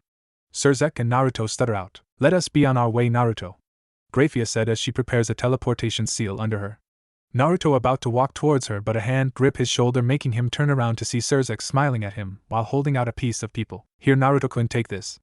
Surzek hand Naruto the paper. This paper can be used to teleport to me if you ever needed it. Thanks, Surzek. Naruto smiled at him while the both of them give each other a bro hug. No problem, replied Surzek as his face turns from joyful to seriousness. Can I ask you a favor, Naruto-kun? Yes, sure. What do you need? It's about my sister and her peerage. You see, as you said, a great danger will be upon us.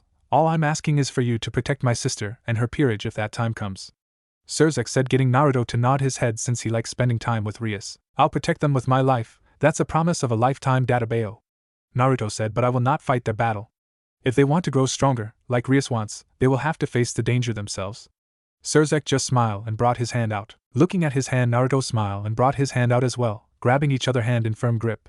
They just smile at each other. No more word are need to be said between the two. Letting go of his hand first, Naruto walks over to Grafia, who was waiting patiently for him. Standing beside her, he gave Surzek a nod, to which he got one in return before Grafia and him teleported away. Flashback end. Smiling at the memory this morning, Naruto couldn't but smile. He's been here under 24 hours and he already forges some bonds. The first bond Naruto forged was none other than Surzek himself. Naruto noticed Surzek has a laid-back personality. Naruto can tell Surzek also caring towards others and prefer to talk over fighting. Naruto also noticed that Surzek is also a siscon since he shows Naruto Rias baby pictures. Closing his eyes, he let out a soft chuckle. The other bonds Naruto had created that night was Surzek's little sister Rias Gremory. Naruto find Rias confusing and beautiful. Confusing because she would be happy and joyful, then when he says something she would look angry or ignore him for 5 minutes before resume talking to him. He doesn't know if it Rias or a girl then. To Naruto, he likes her crimson hair. Sure, Surzek has the same hair, but he's a guy. He wouldn't tell a guy that he has beautiful crimson hair, that's plain creepy.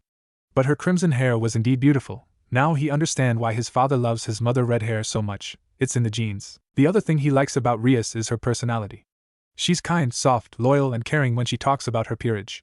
She acts mature like proper lady, but sometimes she will act her age when she became frustrated. Chuckling nervously, he remembers when Rias and him had to escape the devil army from Lilith, the capital city of the state and territory, after a certain incident that Naruto found himself in. The growing bonds of Naruto and Rias started when Rias barged into her brother library room where Naruto and his clones grew up in. Flashback. Naruto and his clones are currently reading through the books in the library, but something keeping bugging him for a while now. He can't remember it, but he's supposed to do something after his conversation with Surzek. I'm forgetting something, but I can't remember. Now what was I supposed to do? He was cut off by the door from the entrance was Annihilate, and standing in the entrance was none other than Rias, who looks very angry. Now I remember what I was supposed to do. Oh crap, she looks angry. Damn right I'm angry. You stood me up, Rias said, getting a few chuckle from the Naruto clones. Rias looked around the room for the first time, and she saw at least 20 Narutos reading a different kind of book. So I take it making clones of yourself are one of your abilities? Yep, these guys are my shadow clones. They are solid, and whenever the clones learn will transfer back to me when they dispel. Neat, isn't? Naruto grinned at Rias, who looked impressed by his abilities. So Rias, since you're here and all, what do you want to talk about? He asks nervously. The last things he wants to face are female wrath. Very, she replied before glaring at Naruto, walking up to him since he's the original who's been talking to her. Naruto started to sweat when Rias was in front of him. She grabbed his arm and dragged him out of the room. Yes, we need to talk, Naruto-kun, while we walk, she said, getting shrugged from Naruto. Okay, hold on, he said as he turns his head back to his clone. Make sure to read every single book about this world, he shouted back, getting groans around the room. Leaving the library, Naruto and Rias are walking down the Lucifer Castle hallway with Rias clutching on his arm between her buxom, causing Naruto to look straight with a blush. Rias, can you let go of my arm? No, this is your punishment for not meeting up with me after my brother conversation. Besides, are you saying you're not comfortable, Naruto-kun? She whispers softly in his ear, making Naruto's face brighten, while Rias rubs his arm between her. And no, it feels nice. I don't mind, Naruto stutter, as he could hear Kurama laughing in his head. Good, now shall we get down to business, Naruto-kun? Rias asked, getting a nod from Naruto. The first thing is that I want to thank you again for saving me from marrying to Riser. She smiles brightly at Naruto, who sheepishly rubs his head. No problem, Rias. I already told you I can't stand around doing nothing when someone needs my help, he replies, getting a smile from Rias. You truly are kind, Naruto-kun, but I came to offer you something, she said as they both stop in the middle of a garden somehow. Naruto-kun, I would like you to join my peerage. She looks into eyes, which were wide. Naruto for his part was surprised. Rias offered him to be in her peerage, which will turn him into a devil. He read about the evil peace system. They were created by Ajuka Beelzebub, one of the 4 Satans. The peace can turn human into devils and make them become servant for their king. It also helped repopulate the devil race. Naruto could understand that, but becoming a servant? How no one owned Naruto Uzumaki. Though looking at the pro and con of becoming a devil, he could see it benefit him by giving him extra strength and speed. Well, depend on his peace, of course. But the con is his weakness against holy power. If he faces angels or fallen angel, they already know his weakness. Plus, he's already stronger than any other devil, so becoming one won't change much but give him wings, long lifespan, and a weakness that every fraction knows about. Making up his decision, he looks at Rias. Thank you, Rias, I appreciate your offer, he said, as Rias brightened up, but Naruto put his hand up. But I have to decline it. His last sentence surprised and saddened Rias. I'm sorry. I don't hate devils or anything, but becoming one won't benefit me at all. I'm already stronger than a rook, faster than a knight, and I'm more powerful than a king or a queen. Naruto grinned, thumping his chest. It's fine, it was worth a shot though. Rias smiled sadly, but blinked in surprise when a hand patted her head. Like I said, I have no interest in becoming a devil doesn't mean I couldn't be your friends, right? If you need me, just contact me and I'll come, Naruto said to Rias. Smiling a bit, Rias gave Naruto the stare which scared Naruto for a second before her eyes softened. I can live with that, but that doesn't mean I'll stop persuading you, Naruto-kun. Rias lightly punched Naruto's arm, making him chuckle. You can try, but I won't give in. He stuck his tongue out, with Rias doing the same as the two laughed together. Now then, since we're friends, let's get to know each other, for instance, likes, dislikes, hobbies, and dreams, he said, getting Rias to nod her head. Alright, why don't you start off, Rias? Alright, my likes are. Flashback end. Smiling at the memories, Naruto noticed the train came to a stop in a station before reaching Kyoto. Watching as the people started to pile out, Naruto noticed the fat man still sleeping on him. Having enough of this, he suddenly stood up and walked out of the train, leaving a sleeping man lying across the seat. Ah, it feels good to finally have some space. Walking around aimlessly, he has about 10 minutes until the train's starting to depart to Kyoto, giving Naruto enough time to stretch his limbs. Walking for a while, Naruto found himself in a field surrounded by trees since the train station is on the countryside. Making his way to the middle of the field, Naruto looked around the trees. Come out, there's no point in hiding. I sense you since I got off the train, he shouted. Not even a minute later, Naruto found himself surrounded by onis, at least 10 of them. Naruto noticed the oni around him are at least 2 feet taller than him, looking like an ogre with sharp-ass claws, wild hair, and 2 long horns growing from their heads.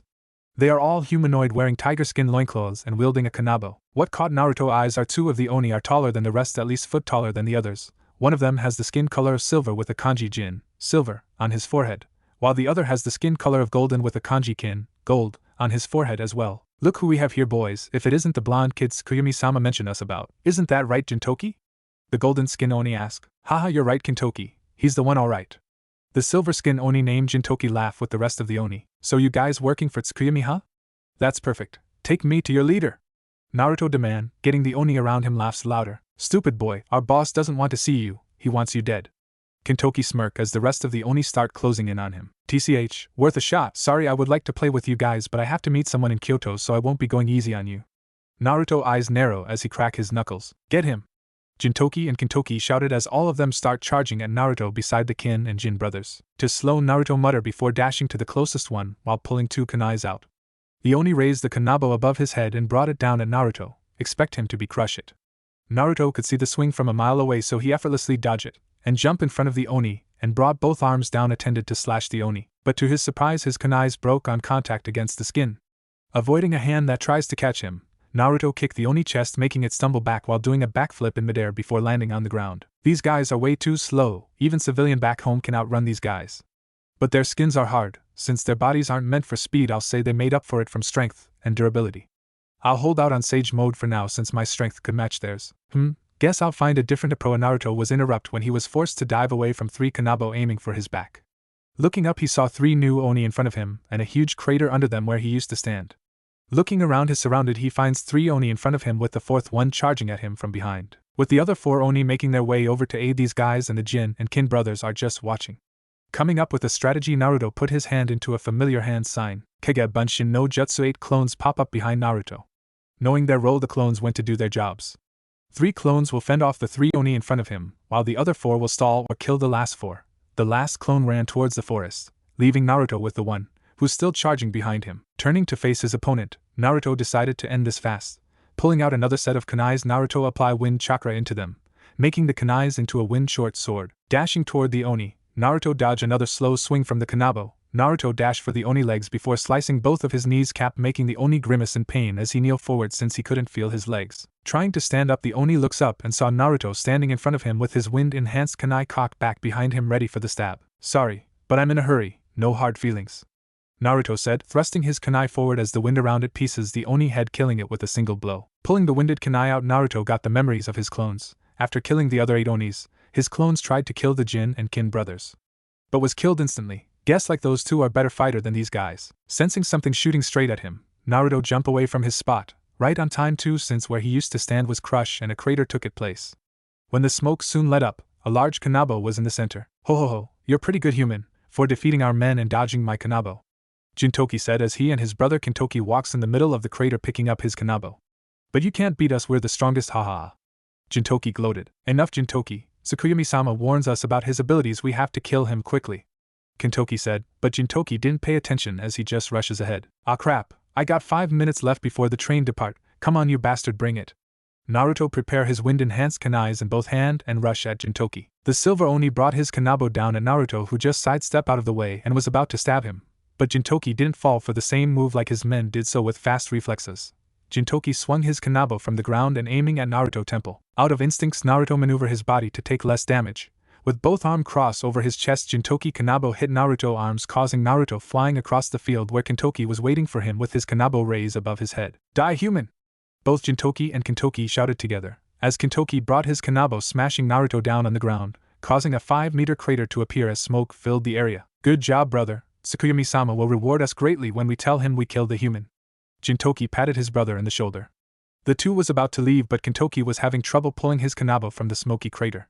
What's wrong, brother? Having trouble? My kanabo got stuck, help me out, will you? Kintoki asked, as Jintoki moved to help his brother as the two tried to pull the kanabo out. You know, that attack might have put me in a coma for months if it hit my directly database. A voice said inside the smoke, surprising the two. Suddenly a wind-enhanced kunai came out of the smoke and pierced through Kintoki's right shoulder, leaving a hole behind.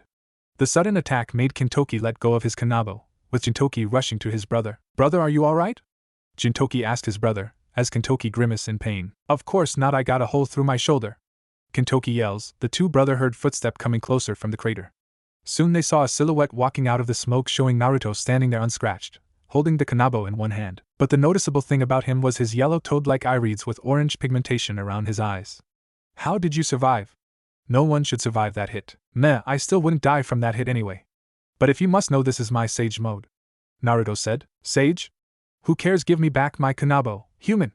Kintoki shouted out, getting Naruto to raise an eyebrow before looking at the weapon in his hand, before crushing it in half with one hand, shocking the two. Oops, sorry, like I said, I need to get going, so this will be over in a flash. With that said, Naruto dashed forward to the brothers in high speed, leaving a crater behind. Naruto was soon upon them, and Jintoki swing his kanabo at Naruto's head, while Kintoki aim a punch at Naruto's face. Not even worrying about the incoming attack aiming for his head by Jintoki, Naruto intercept Kintoki punch with his own.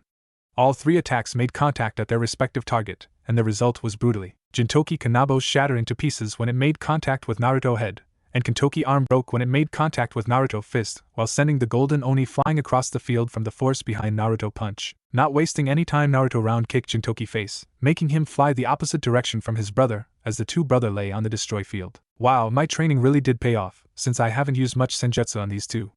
Naruto commented before he saw one of the two Onis got up. It was none other than Kintoki, who looked like shit, with his broken left arm and a hole through his right shoulder. I'll make you pay, human, I'll devour you! Kintoki roared, making the ground shake as he runs towards Naruto. Sighing to himself, Naruto opened his right palm and a blue orb appears. Rushing to Kintoki, Naruto thrust his blue orbs at the Oni's stomach.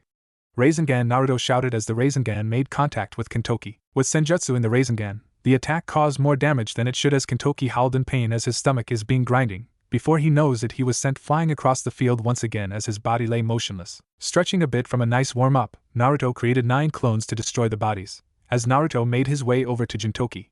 Walking up to the Silver Oni, Naruto saw him unconscious and decided to send him to Inari.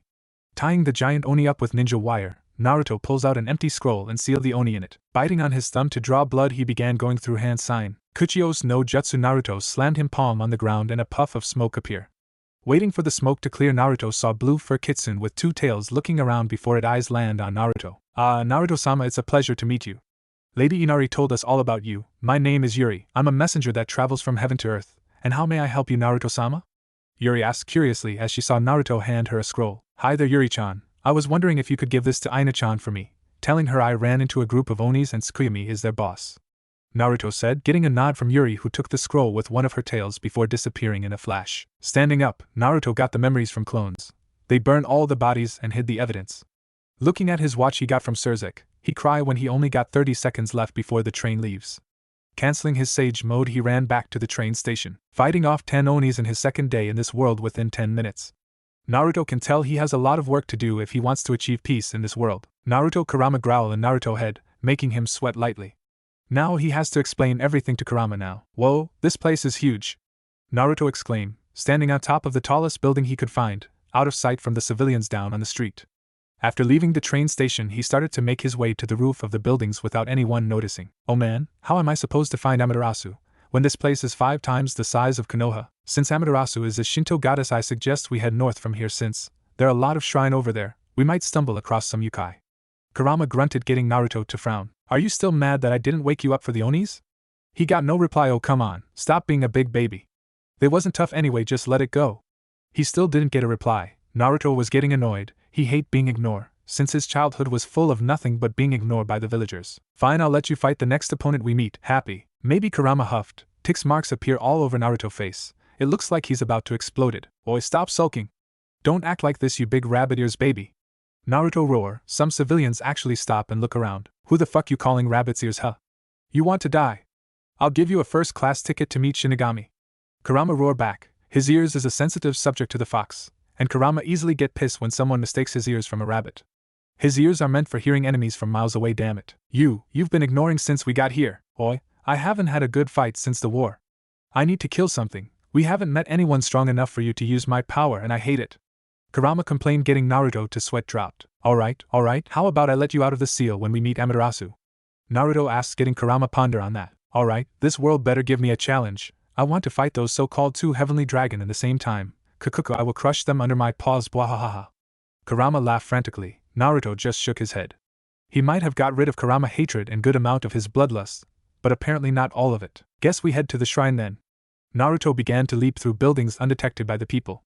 As he continues to leap through buildings, his eyes caught something that made his eyes sparkles. Before he could take another step ahead, his body turns 90 degrees and dash across the street. Landing in an alleyway, Naruto made his way to the street, taking in his surrounding. The place looked like an old traditional Japanese town that Naruto clones read about. Beside modern buildings and cars, this place has buildings like back home. But somehow Naruto felt something was off. It feels like an illusion is being cast around this part of Kyoto. But Naruto really doesn't care about any of those things as his eyes finally land right back on the building that made him his stop. The building was actually a stall, but not just any stall, but a ramen stall. Naruto hasn't had ramen for at least a week, and he needs the heavenly food of the gods to replenish his strength. Walking up to the stall, Naruto ducks under the curtains and walks inside. The stall itself was relatively small, only containing 5 stools in front of the counter and the menu on the wall behind the counter. Despite being small, the atmosphere here are warm and cozy, just like Ichiraku ramen back home. Naruto saw a bald old man in his 60s behind the counter wiping the surface. Welcome, young one, how may I help you? The old man smiled at Naruto. Walking up to take a seat, Naruto took a look at the menu. Hey, Gramps, can I get 3 miso, 5 chicken, and 8 beef ramen here? I haven't had ramen in ages. Naruto said, getting a surprised look from the old man. Why, you sure you could eat all of it? Of course, my highest record was 54 bowls of ramen I could eat back home. Naruto grinned, shocking the old man even further. Hey, do you accept this kind of money here? Naruto pulls out Gamachan wallet and pulls out some bills. Snapping out of his shock state, the old man looks at the money in Naruto's hands and raises an eyebrow. The money in Naruto's hands was old, but still usable among the yokai. Of course we do. 3 miso, 5 chickens, and 8 beefs coming right up, the old man said, as he went to prepare the food as Naruto sat there. So what bring you here to this part of Kyoto, young one? The old man asks, boiling the noodles in the pot. I'm here to meet someone, but I'm kinda lost. Naruto scratched the back of his head sheepishly, getting the old man to laugh. Haha, lost you say? Kyoto is a big city, so I wouldn't be too surprised for a foreign to be lost. The old man continues to laugh, cutting some vegetables, before putting the ingredients in the bowl and serves it to Naruto. Here, 1 bowl of miso, enjoy. The old man placed the bowl in front of Naruto.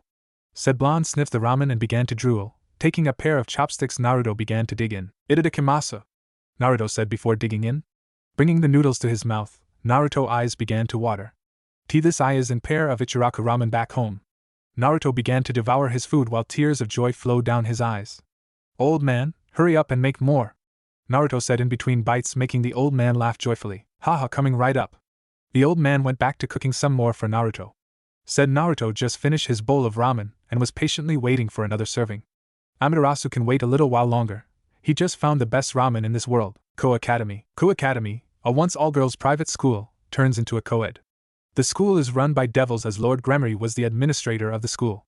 Currently we find Rias Gremory walking graciously down the hall with students from both genders admire her. Ah, Rias-sama is beautiful as ever. Rias-one-sama, we love you. Rias-sama looks at me. Rias-sama please steps on me. The fuck? Don't judge until you try it. Rias just ignore the students around her as she continues to walk down the hall. Today the clubroom is being cleaned out, so last night she told her peerage that they will be having a meeting in East Say House. As the mention of last night, Rias couldn't help but put a smile on her face. Yesterday she truly felt like a regular teen girl. No need to worry about being the Gremrier or anything important, just Rias hanging out with a friend that so happened to be Naruto Uzumaki. After the match last night, Rias told her peerage to head home for the night, while she has important matter to attend. Akino of course knew what it was and teased her about it. After bidding her peerage a good night, and reminding them of the meeting in East Say House, she met with Naruto. Spending a whole night with Naruto, she could say it was fun and refreshing. They both got to know each other as a person. She could say Naruto was a kind, caring, loyal, and stubborn person she has ever met. Oh, don't forget a goofball too. Naruto knows how to make her laugh and smile, and his story from his world was amazing. Being with Naruto all night, she had tried several times on having him join her peerage. But despite all her efforts, she didn't succeed.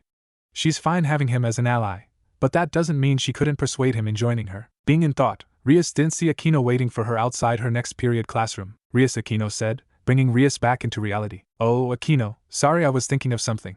Rias apologized, but Akino knew what she was thinking if that smile on her face was anything to go by. Era, were you thinking of the eventful night with your blonde hero, Rias? Akino teases, placing one hand on her cheek. It was eventful, Akino. We just got to know each other while he stays over my brother castle.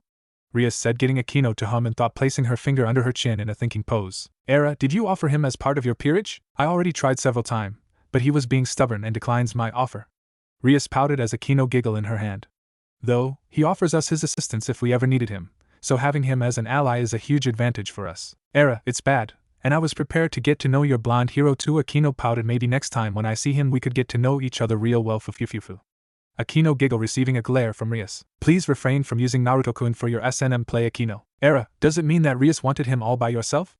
That's greedy of you, Rias. What will Issei think? She giggles again. Issei is my precious pawn. I love him as how I love my entire member as my peerage as a family. Rias said, sternly, getting Akino to nod her head as the two make their way inside the classroom. I wonder how good of a masochist he is. Fufufu. Naruto stops eating and a shiver went down his spine. He doesn't know what, but he felt a disturbing in the air. Shrugging it off as it was nothing, Naruto continues to eat his 16 bowl of ramen. Naruto couldn't get enough of this taste. He has completely forgotten what he was supposed to do. You're supposed to look for Amaterasu, you dimwit. Kurama said in his head, making his eyes go wide. Oh shit! I forgot about that. How long was I here? Naruto thought. About an hour and a half. Stop eating and let's go. Naruto nodded his head while finishing his current bowl. Alright, old man, I'm done. Here the money I owe you. Naruto called to the old man, who was sweating all over the place. Why, you're done? He asked, getting a nod from Naruto. Thanks to gods. I'm closing early today. He threw his hands up in the air with a cheer. But it's only noon though. Naruto said. Gigi, are you here? I'm hungry and I want ramen. A childish voice said behind Naruto, who didn't pay any attention as he pays for his meal. Ah, Kunichan, you're here again. Didn't Yasaka-sama say you can't have ramen until you pick up the young shinobi from the train station? The old man asks, getting Naruto attention. I did go, but I didn't find him. So I came here to tell my Kasama and Auntie Amaterasu, but I got hungry, so here I am. She huffed, a little annoyed that she has to do an errand to find this shinobi. Haha, is that so? I guess it won't hurt to give you some. The old man began to make the food as Kuna twirl around on the stool. Naruto turned around, and to his surprise he saw a small girl with golden blonde hair that's tied into a ponytail and matching eyes. She clothes are consisting of a traditional Miko outfit with a tall geta with white tabi, with a star-shaped pentagram on the sleeve surrounded by 5 smaller pentagrams. But what caught Naruto's eyes were 9 golden foxtails and a matching fox ears. Whoa, a chubi-cubi! Naruto exclaimed, surprising the other two. You can see my ears and tails? But I thought humans can't see us under the Yujutsu barrier Kasama put up around here. Kunu exclaimed in surprise before firing a small fireball at Naruto, who just blew it away. Who are you, and what are you doing here? Kunu demanded. The old man from before jumped over the counter and stand in front of Kunu before his body started to shift. Naruto saw the old man turns into a Tengu, a bird-like Yukai with black wings and crow heads with a spear appear in his hands. I suggest you leave, human. The Tengu said as Naruto just sweat dropped. The old man was all friendly a second ago, and now he's demanding him to leave. What bad customer serves? He's about to write a bad review on this place for sure. Wait, everybody calm down and let me explains. Naruto said, but both Kunu and the Tengu didn't let their guards down. Naruto just sighed before looking at Kunu. Kunu, right? The little Kyubi nodded her head. I'm Naruto Uzumaki. I'm the shinobi you're looking for. The two Yukai look at Naruto before looking at each other. How do we know you're telling the truth? Old man Tengu asks. Because I'm wearing my ninja clothes, Naruto deadpanned, as Kunu pulled out a photo from her sleeve. Taking a glance at the photo, Kunu studied the photo and then glanced at Naruto and back to the photo. If you're the shinobi, then why don't you like this? Kunu exclaimed before showing Naruto a photo of him. Naruto's face turns red from embarrassment when he saw the photo. The photo shows a picture of Naruto naked in an orange loincloth flexing his muscle while his body was covered in baby oil. Wait a minute, you both got whisker marks on your face. Kunu gasped, so you really are the shinobi.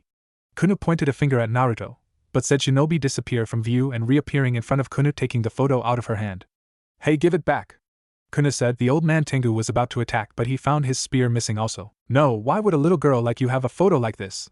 No, screw that. The better question is who made this photo and where did you get it?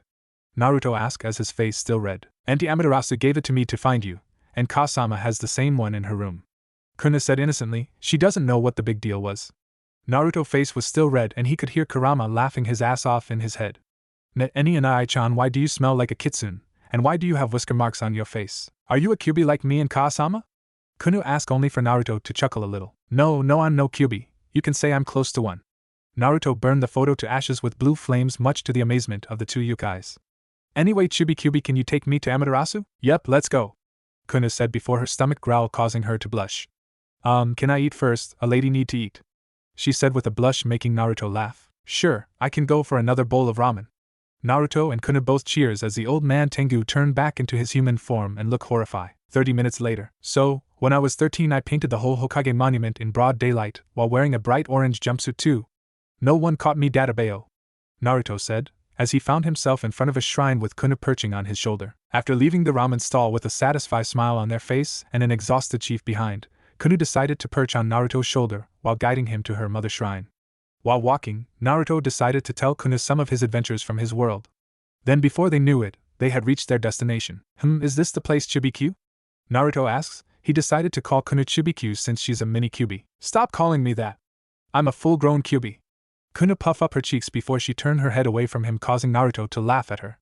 He continues to laugh until he heard a female voice calling for Kunu. Kunu, are you home? A female voice said inside the shrine. Naruto could hear footsteps getting closer. Yep, and I brought the shinobi.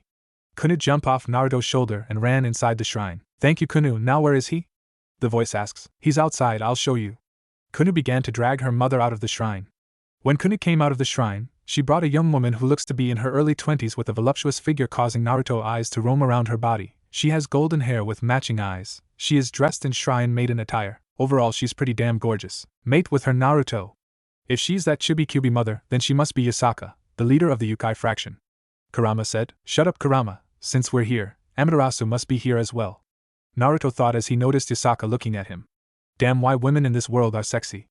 Hello, you must be Yasaka, the leader of the Yukai fraction, I presume. Yes, that's me, and I would like to officially welcome you to Kyoto, Naruto-kun.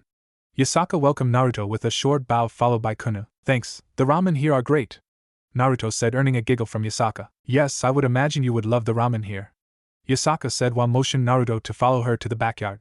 I hope you had no trouble finding this place. Hee, no trouble at her. Lucky Chibi-Q entered the ramen stall where I was eating and helped me find this place. Naruto said, scratching his cheek sheepishly. I'm not a Chibi-Kyuubi. Kunu shouted, pointing an accused finger at Naruto, only to get a light pat on the head from her mother. Pointing fingers are unladylike, Kunu, and you're still young and still need a lot of training. You hear me? Yasaka scolded her daughter, causing Kunu to nod her head slightly. Yes, Kasama. Kunu said before she glares at Naruto, who just stick out his tongue at her. And for you, Naruto-kun, gentlemen do not stick their tongue out to a young lady. Do I have to punish you to get my point across? Yasaka said sternly as her voice promises pain. And no, ma'am. Naruto stuttered, getting a giggle from Kunu. You're already whipped, and you guys haven't gone to first base yet. Kurama laughs, getting Naruto to grit his teeth. Fuck you. So Yasaka, are you and Kunu the only Kyuubi in this world? Naruto asks, only to receive silences from Yasaka. Realizing it was a touchy subject, Naruto began to apologize. Sorry, you don't have to answer if you don't want to. Kasama? Kunu asked in concern. No, it's fine, this is the chance I can bring it up to Kunu as well. Yasaka said, getting a confused look from the small girl. You see, Kunu, we're not the only Kyuubi, since you have an aunt, who is also a Kyuubi as well. And my aunt? I have an aunt? Kunu asks, receiving a light nod from Yasaka. Then how come I never heard about her or even saw her? Well, the reason was the relationship between your mother and auntie isn't going so well. Yasaka gave a sad smile. You see, it's all started when we were kids. We were always competitive. Even though I was the younger sister, I have a talent with my power, and your auntie didn't. So while I received all the praises from the elders, your auntie received none, and she grew jealous of me. Every time I tried to spend time with her, she would give me a cold shoulder and leave. But even so, I know she still cares for me as I still care for her. It was the time when the two of us fought to be the next ruler of the Ukai fraction. As you can see, I won. My sister got mad and jealous. She left the next day without saying anything. Despite whatever happened between us, I will still love my sister, after we're family. Yasaka wiped a stray tear from her face as she hugged her daughter tightly. Ka-sama, when will I see Auntie? She sniffed in her mother shrine outfit. I don't know, dear. The last time I saw her was when I was about to give birth to you. She came and holds you before she left again. I was too exhausted to stop her, but all I know is that your auntie loves you. Yasaka said softly as the mother and daughter duo hugs each other. Naruto was behind them and couldn't help but smile sadly and feel a bit déjà vu from listening to her story. Enough of this, we shouldn't keep Lady Amaterasu waiting any longer, Yasaka said, fixing herself up. It's fine, I don't mind waiting, a melody voice said, catching everyone's attention. Naruto saw the owner of the voice and he was for once lost for words. The owner of the voice was a gorgeous young lady. Her silk raven black hair that runs down to her amazing ass. She wears a red and golden version of a shrine maiden outfit that didn't hide her well-curved body.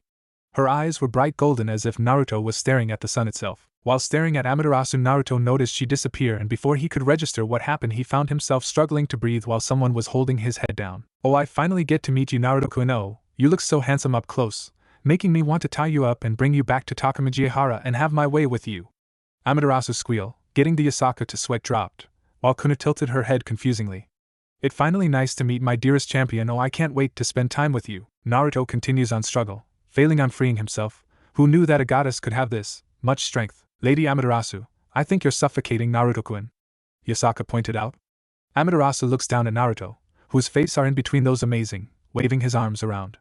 Giggling a bit, she let go of Naruto, who stumbled back while catching his breath. Oops, she giggles. That's the second time I almost died by those. Naruto panted. So Inari-chan was your first. I knew I should have visited you first. Amaterasu pouted, getting Naruto to sweat dropped. So I take it you're Amaterasu? Naruto asks, as he finally regains his breathing. Sorry for not introducing myself, but yes, I'm Amaterasu, the goddess of the sun and universe. I am also the ruler of the Shintos and Naruto Uzumaki. I will make you my husband, Amaterasu announced, getting a surprised look from Yasaka, a confused look from Kunu, and an eyes-popping, red-faced Naruto. What are you saying, Amaterasu? We just met. I know nothing about you. Naruto stuttered. He doesn't know what to do in this kind of situation. Getting married to a beautiful goddess is way too much for Naruto right now. Kakuku, it's fine, we have enough time to get to know each other. Naruto-kun. Amaterasu walks up to him with her hips swaying back and forth, causing Naruto to blush. How come every woman he met are sexy? First was Inari, Rias and Yasaka, and now Amaterasu. Should he feel lucky or what? Kurama thought he's lucky if the pervert giggling is anything to go by. You know, Naruto-kun, I watched you ever since you were born, and up to the end of the war, and I must say I'm very proud of the person you came out to be, Amaterasu said, as he found himself being led to the back garden by Amaterasu with the two of them holding hands, making Naruto's face lit up. As cute as seeing you blush every time, you should get used to it, since we be doing more than holding hands, Naruto-kun. Naruto's face just got hotter. Why would you want to marry me? I'm just a human, Naruto said, as he and Amaterasu sat on a bench along with Yasaka. Why, you ask? You already know I watch over you ever since you were born. It's because of who you are attracted me to you, not only me but Inari-chan as well. Beside, I got your parent approval, so we're a-o-k. Amaterasu gave Naruto a thumb up with sparkles in her eyes. You met my parents? Where are they? He asked, getting Amaterasu to smile. They're at Takamajihara, or short for heaven for us Shinto gods. Though we do let some souls enter there if they were worthy enough. Since your parents were worthy, they get to stay with us Shintos. She replied. Is that so? Then please take care of them, Sun-chan. Naruto smiled warmly, getting Amaterasu to blush, and along with Yasaka. It's fine. Should we get into business since you're here, Naruto-kun? Amaterasu asked seriously, getting a nod from Naruto. As she was about to continue, but Kuna started to whine. Ka-sama, I'm bored. Can we do something fun? Kuna whined, tugging on her mother's sleeve. Honey, please be patient. Your mother is in a meeting right now. Can you play with the other young yokai? Yasaka asks. But they are still attending the school in the temple. Kuna pouted, getting a giggle from Amaterasu as Yasaka sighed. She was about to play with her daughter before Naruto patted her shoulder. It's okay, Yasaka, I got this. I know exactly what could keep Chubiki busy. His eyes were gleaming as he starting to transform in his Kyubi chakra mode. His body was covered in golden chakra that looks like flames. Since Karama, Yin and Yang chakra are sealed inside Naruto, his appearance has changed. His chakra mode's marking now has a more simplistic design with thicker lines, two of which wrap around his collar above the 6 Magatama.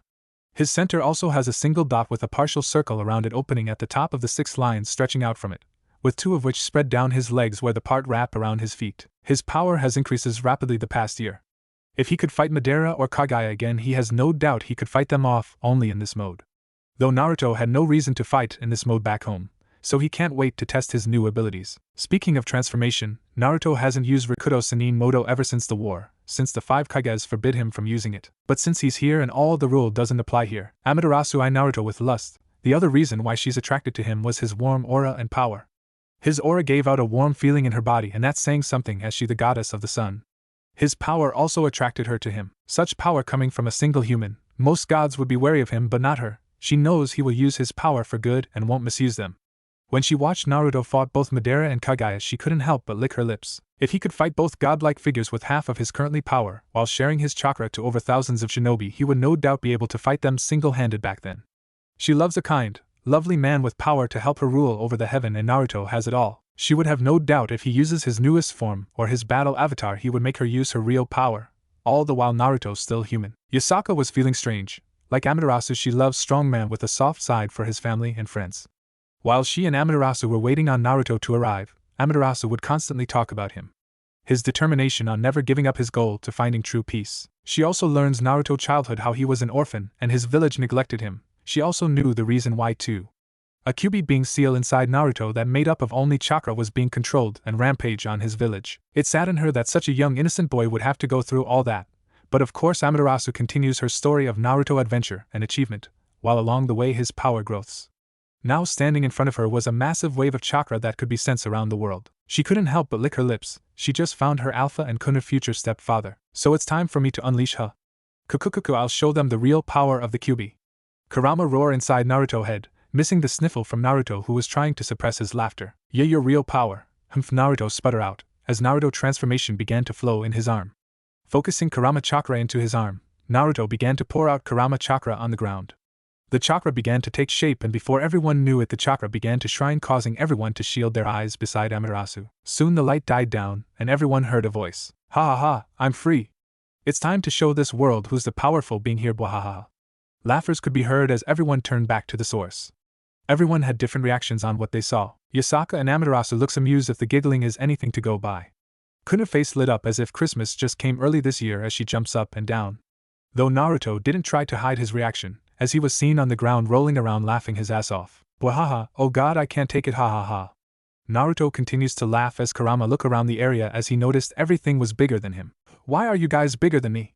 Kurama roared, though his roar sound like a squeak. Why the hell does my voice just squeak?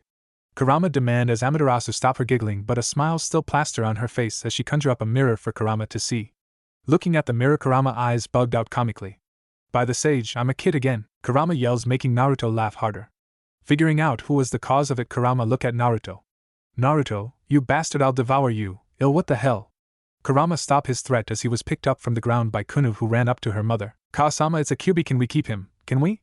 I'll bath him and feed him, and I'll also train him to use the bathroom too. Kuna give her mother the puppy eyes no jutsu, making both Yasaka and Amaterasu laugh as Naruto began to bang on the ground, laughing harder. Unhand me, kit. I'm the ultimate Kyuubi and I do not need to be party trained. I don't even need to use the bathroom. Kurama roared, jumping off of Kuna's arms. Sorry dear, but Kamara is right. He's isn't a kit, just look like one.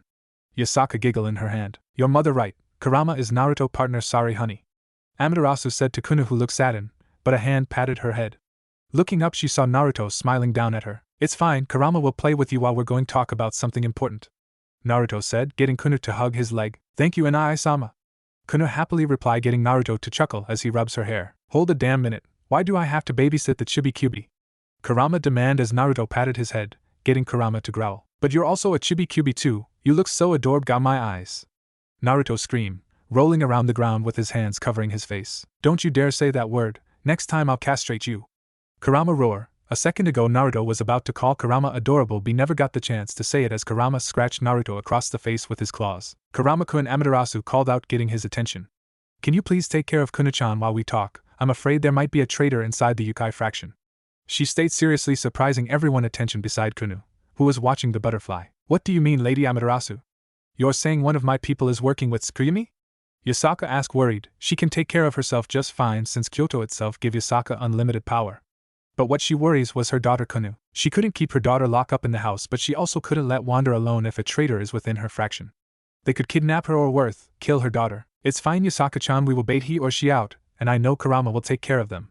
Right, Kurama? Amaterasu looked at Kurama, who was in thought. It can't be helped, I'll watch over the kit.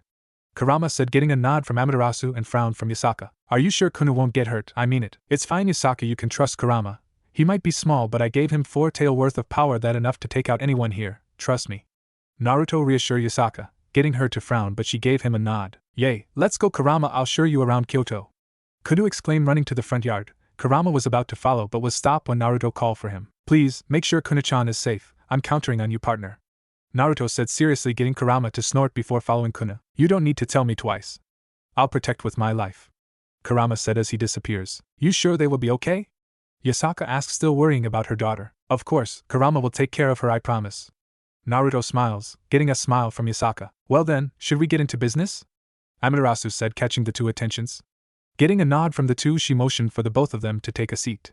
Well, Naruto-kun, do you know the reason why I call you into this world? She asks. Ina-chan said you need my help in this world since something dangerous will be happening and that Tsukuyomi has escaped his prison. Naruto said, getting a nod from Amaterasu. Yes, it's true, I think my brother and this danger are both connect somehow. But I ask you to please stop him. My brother will stop at nothing until he gets what he wants, and he wants me. Amaterasu said with disgust in her voice. What do you mean, Sun-chan? Naruto asked, getting a sigh from Amaterasu. I think it better if you learn about our Shinto history and your world, since your world played a big part in this. Amaterasu said, surprising Naruto. And my world? What does it has to do with anything? Naruto asks as Yasaka listen in as well. Well, first off, my family considers of Susanoo, Tsukuyomi and me are not in a good relationship. Both my brothers don't like each other while me and Susanoo relationship are completive. Tsukuyomi became very obsessive with me and the throne. At first I kick him out of heaven as his obsession grew, he also became devious, doing things behind my back without my approval, so I had enough and kick him out of heaven, thus creating night and day. For a while he began to calm down, and he became stable. It was around the time when as Shintos and Buddhas was working on our greatest project together, as a sign of friendship. Do you know what it was, Naruto-kun? Amaterasu asked, getting a no from Naruto. The project was to create a world under Shinto jurisdiction while spreading the teaching of Buddhism. As a sign of friendship, we created a tree as a symbol of peace and harmony for that world, as both Shintos and Buddhas pour their energy inside the tree. Amaterasu said, looking at Naruto, his eyes widened in realization. Yes, the tree was known as Shinju, the divine tree from both Shintoism and Buddhism, and with our combined energy we created a new version of chakra that contains both spiritual and physical energy.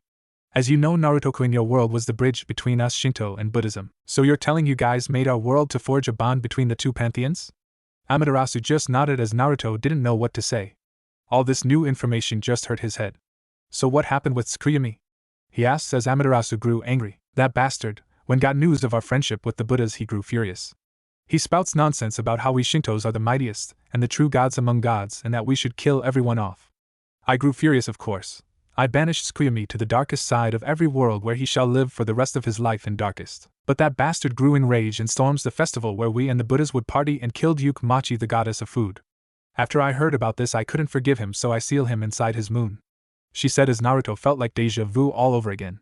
While this was going on, your world was flown into endless war. War after war, people dies for meaningless things and people greed and desire make people who they are. It went on for millennia of years until our tree grew a fruit. I think you already know the story of Kaguya, right? Naruto nodded his head. Well, since you already know, we shall skip to Hagoromo part. Since Kaguya was defeated by Hagoromo and his brother, Hagoromo began to spread the teaching of Nishu, with the power of the sixth realm of existence from Buddhism. With his power of creation of all things, he became a human god.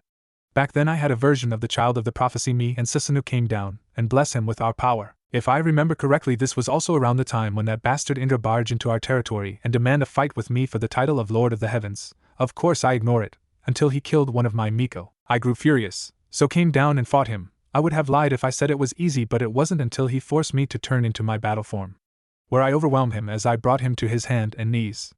I was about to kill him, but he begged me to let him live. I was hesitating at first, but I reconsider it with one condition: for him to bless Hagoromo, two sons with the power from Hinduism. So making it short, Azura and Indra fought with Azura winning against his brother. As you already know all this history, I bet. Amaterasu finished up with Naruto rubbing his head from the knowledge and Yasaka's surprised look. Since you're a reincarnation of Azura and have his chakra inside you, your battle avatar has 3 heads and 6 arms like the Hindu god's battle avatar.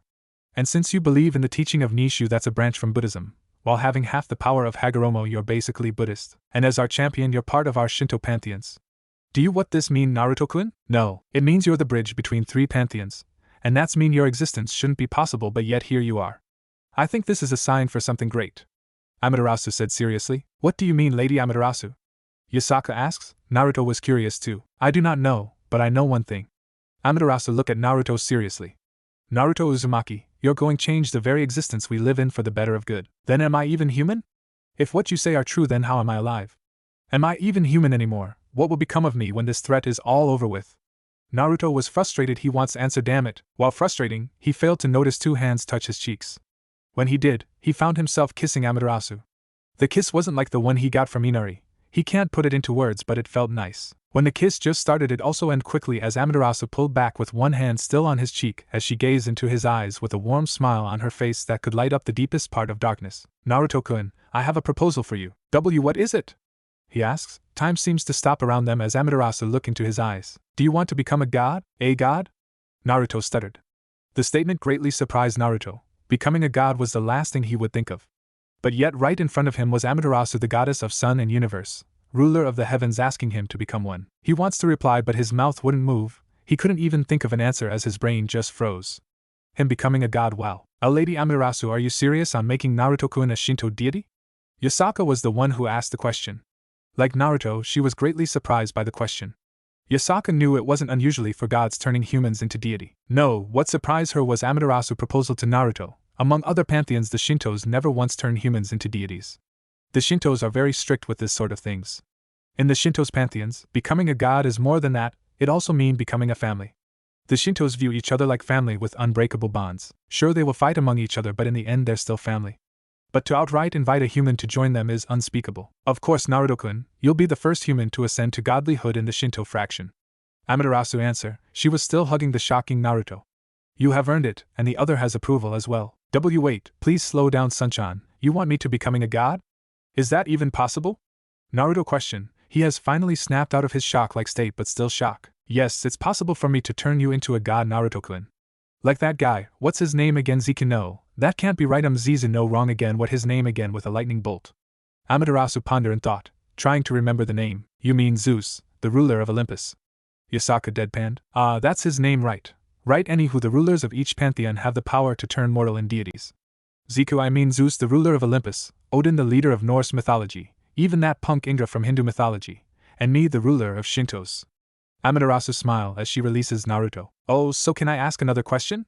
Why would you make me into a god? Naruto questioned. Amaterasu just smiled brightly as she twirls around. Naruto watches time seems to slow down as he watches Amaterasu twirl around. The smile on her beautiful face with her long raven black hair flowing through the wind, as cherry blossoms petals dancing around her. Naruto couldn't help but stare at her, as if he was caught in a genjutsu or something. Because you earned it, Naruto-kun. Not just me, but everyone else thinks so too. Amaterasu stopped her twirling as she stares at Naruto. Throughout your life, we Shinto have watched over you. We saw how you became, the kind of person you are, and the struggle you face. You are worthy to join us, Naruto-kun. We would love you to join our family, she smiled. Naruto doesn't know what to do. He always wants a family. Sure, back in Konoha he has his precious people that are close to him as family, but not exactly. Naruto knew they have their own family back home to return. Some like Ino and Shika lost their father in the war, but their mothers are still back home, as Naruto always returned to an empty house. But is it worth becoming a god? Living a long life and giving up his humanity?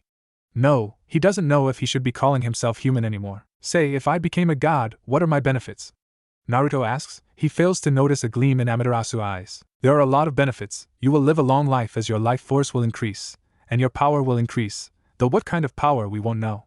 There are a lot of benefits on becoming a deity, Naruto-kun, and I won't name them now, but I will tell you this. A sly smile appears on her face. As you know, we Shintos have many influence in different worlds, and each world is under certain Shinto jurisdiction. Her smile grew larger since we have no god looking over the elemental nation and all. And if you become a god, the elemental nation will be under your jurisdiction. Amaterasu's smile never left her face as Naruto's expression changed from surprise to excitement. Knowing what will seal the deal, she continues.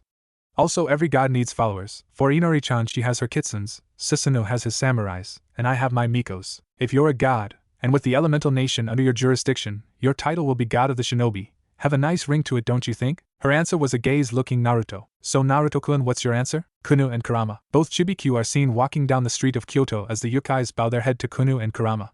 Since Kurama and Kunu left Yasaka Shrine, rumor was spreading throughout the yokai fraction about another Kyubi. Some of them wave off the rumor, but was proving wrong when they see the Chibiku duo walking down together. Bwahaha, bow down to the almighty Kyubi Kurama, bwahaha. Kurama laughed as they both walked past an alleyway. Though in the alleyway were 5 silhouettes watching the two before retreating back in the shadow. They never notice Kurama glancing at them. Kook, they better give me a challenge. Kurama thought, as he continues following Kunu. Hurry up, Kura-chan. Let's go to the candy shop. Kunu shouted, as she pulls Kurama along by his tails. Unhand me this, insists. And don't give me some silly nickname, Naruto and the others. Here we find Naruto and Amaterasu having a staring contest. When Amaterasu gave him some benefits about being a Shinto god, he was excited about the offer. After finding out there are no gods having elemental nation under their rule, he could use this chance to maintain peace in his world. Plus, having extra power is a bonus too, though outliving all your friends will be the price to pay. Even if seeing his friends pass, there are a lot of chance he will see them in heavens, maybe not Sasuke though. I think I'll take up your offer, Sun-chan. Naruto smiled. It sounds like a good offer, and who knows, I might need the power boost if I'm going up against this threat. He finishes but was caught off guard when Amaterasu tackled him, knocking the two down. Composing himself, he found himself under Amaterasu as she hugs him tightly. Oh, I knew you will say yes. Amaterasu squealed, as she pulls Naruto's head into her buxom. Gah, Sun-chan, please let go, I can't breathe again. Naruto said, desperately trying to find oxygen. This is the third time he's about to die from those. Truly, women are dangerous with those of theirs. Sorry Naruto-kun. Amaterasu apologized as she let go of Naruto's head, letting him breathe. Sitting up while straddling him, Amaterasu was in thought, as if she forgetting something. I feel like I'm forgetting something, she trailed off. Yasaka for her part just sigh. How come her lady always forgetful, always leaving out important information or forgetting other people's name? Lady Amaterasu, you're forgetting to tell Naruto-kun there's a trial on becoming a Shinto deity. Yasaka sigh. Having a boss like Amaterasu is troublesome. Maybe she could take a walk in the park later to ease her mind. Or go back in her room and relieve some stress. Trial? There a trial on becoming a god? Naruto questioned, though he blushed when he found himself being straddled by Amaterasu. He could feel her round ass on his crotch. Being a hot teenage boy with a large libido, Naruto is dangerously about to unleash his holy sword. Okay, calm down Naruto, you can do this. Just think about something else. Think about Bachan ga, I only picture her. Okay, think of anything else. Come on, think about Ero-sanin in the hot tea ga. Is she grinding on me? Naruto cries out.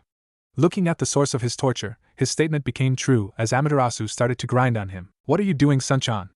Naruto blushed as Amaterasu continued to grind on him. Lady Amaterasu, what are you doing? Yasaka blushed as she covers her face, though you could see her peeking between her fingers. What? I'm horny. Try living this long while being horny. It's frustrated. I haven't seen a penis up close before. Amaterasu whined in frustration. It's unladylike, Lady Amaterasu. You need to control yourself. Yasaka tries to reason with Amaterasu but fell in deaf ear. I can't control myself any longer. Too long, way too long have I been a virgin. Amaterasu started to get aggrieved as she tries to pull Naruto pants off. Gah, knock it off, Sun-chan. Help, I need an adult. Yasaka-chan gives me a hand. Naruto screamed as he desperately tries to fend off Amaterasu's hands.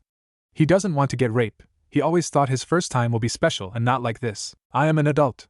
It's okay, Naruto-kun, this is your welcome present. Just relax and let me handle the rest. Amaterasu said as she continues to assault Naruto pants, but her effort ends with a failure. Gah, don't be stubborn, Naruto-kun. Yasaka-chan come over here and gives me a hand. Why would I do such things in broad daylight? Yasaka said, as her face became red. Oh, come on Yasaka-chan, you haven't got some since little Kunu was born, and I know mating season is right around the corner. I know you need to release too. Come and help me, will you? Amaterasu said, taking a glance at Yasaka. Finding the opening he was looking for, Naruto pushed Amaterasu off his lap as she landed on her butt, and got up. He was preparing to run out the backyard, but he tripped and fell on the ground. He found himself being dragged, so taking a glance at his feet, he was surprised to see a golden foxtail wrap around his foot. Sorry, Naruto-kun, I haven't had sex ever since Kunu was born and I need a release. Yasaka apologized as she drags Naruto towards a smirking Amaterasu. Good job, Yasaka-chan. She praises the blushing Kyubi. Now Naruto-kun, I promise I will give you the ride of your life. Amaterasu declared as she pulls off the top of her Miko outfit, showing off her DD cups and her pink. Naruto's face was priceless when he gazed upon those melons. His eyes went wide as his face turned bright red. Before anyone knew it, his head was knocked back, a stream of blood shot out of his nose before he fainted. I think I went too far. Amaterasu giggled in her hand. Lady Amaterasu, should we wake Naruto-kun up? Yasaka suggested, releasing the unconscious shinobi. Nope, this will make it easier for us, kukuku. Amaterasu laughed as she kneed down and was preparing to take Naruto pants off. Wait, you're seriously doing it? Yasaka blushed. Of course, today I'm losing my virginity. Amaterasu announced as she pulls down Naruto pants and boxing in one tug. When the pants got pulled, both Amaterasu and Yasaka witnessed something that will burn into their mind for the rest of their life.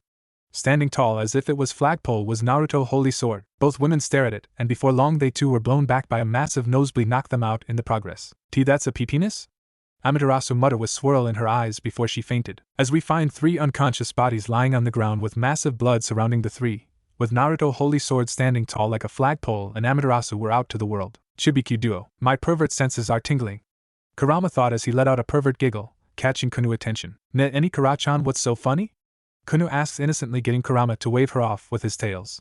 Since there an illusion surrounds Kyoto so Yukai can walk among the human without being seen, Kurama can freely walk around with being noticed. Nothing chibi, wait until your order and ask me then. Kurama replies as his senses picks up on killer intents behind them. So they about to make their move, huh? He thought, moving in closer to Kunu. Kit, listen to me and listen well.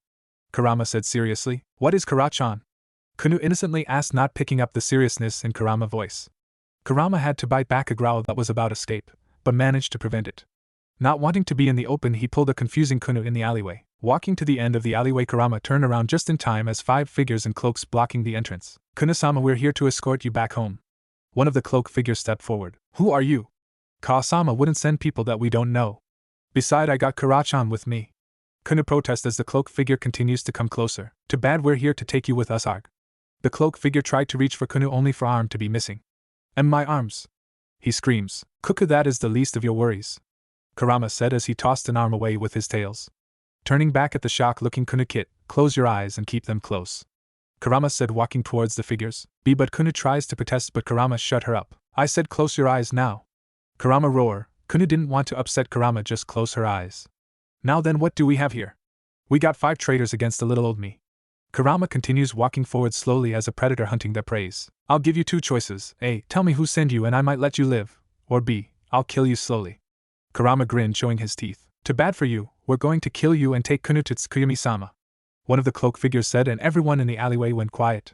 Everyone was looking at the person who just burst out their employer name, as if he was an idiot. You idiots, you just told them our employer name, a female cloak figure said, if her voice didn't give it away. Who cares, we're going to kill him anyway, another figure said. But he just ripped out your arm. I was caught off guard. He's just a chibi-cubi, and he doesn't have the power like Yasaka-sama. Somehow that sentence ticked Kurama to no end. Is this how Naruto felt when he's being underestimated? Oh, he couldn't wait to kill them slowly, and piss on their corpse. On second thought, Kurama doesn't have the organ. Shut up and come at me. Since option A is out of the question, though, I would still kill anyway. We go with B, as in I kill you all, Kurama snarled as 3 of them charge him with spears on their hand. Despite being small as a cat, Kurama isn't no slouch. With the power of 4 tails, he could easily destroy them and the surrounding area. Hell, 1 tail could still be considered of overkill. But Kurama wants to enjoy the slaughter he was about to cause. Rushing forward with great speed, surprising the other figures, Kurama jumps to the side of the wall, avoiding a spear that was aiming for his head.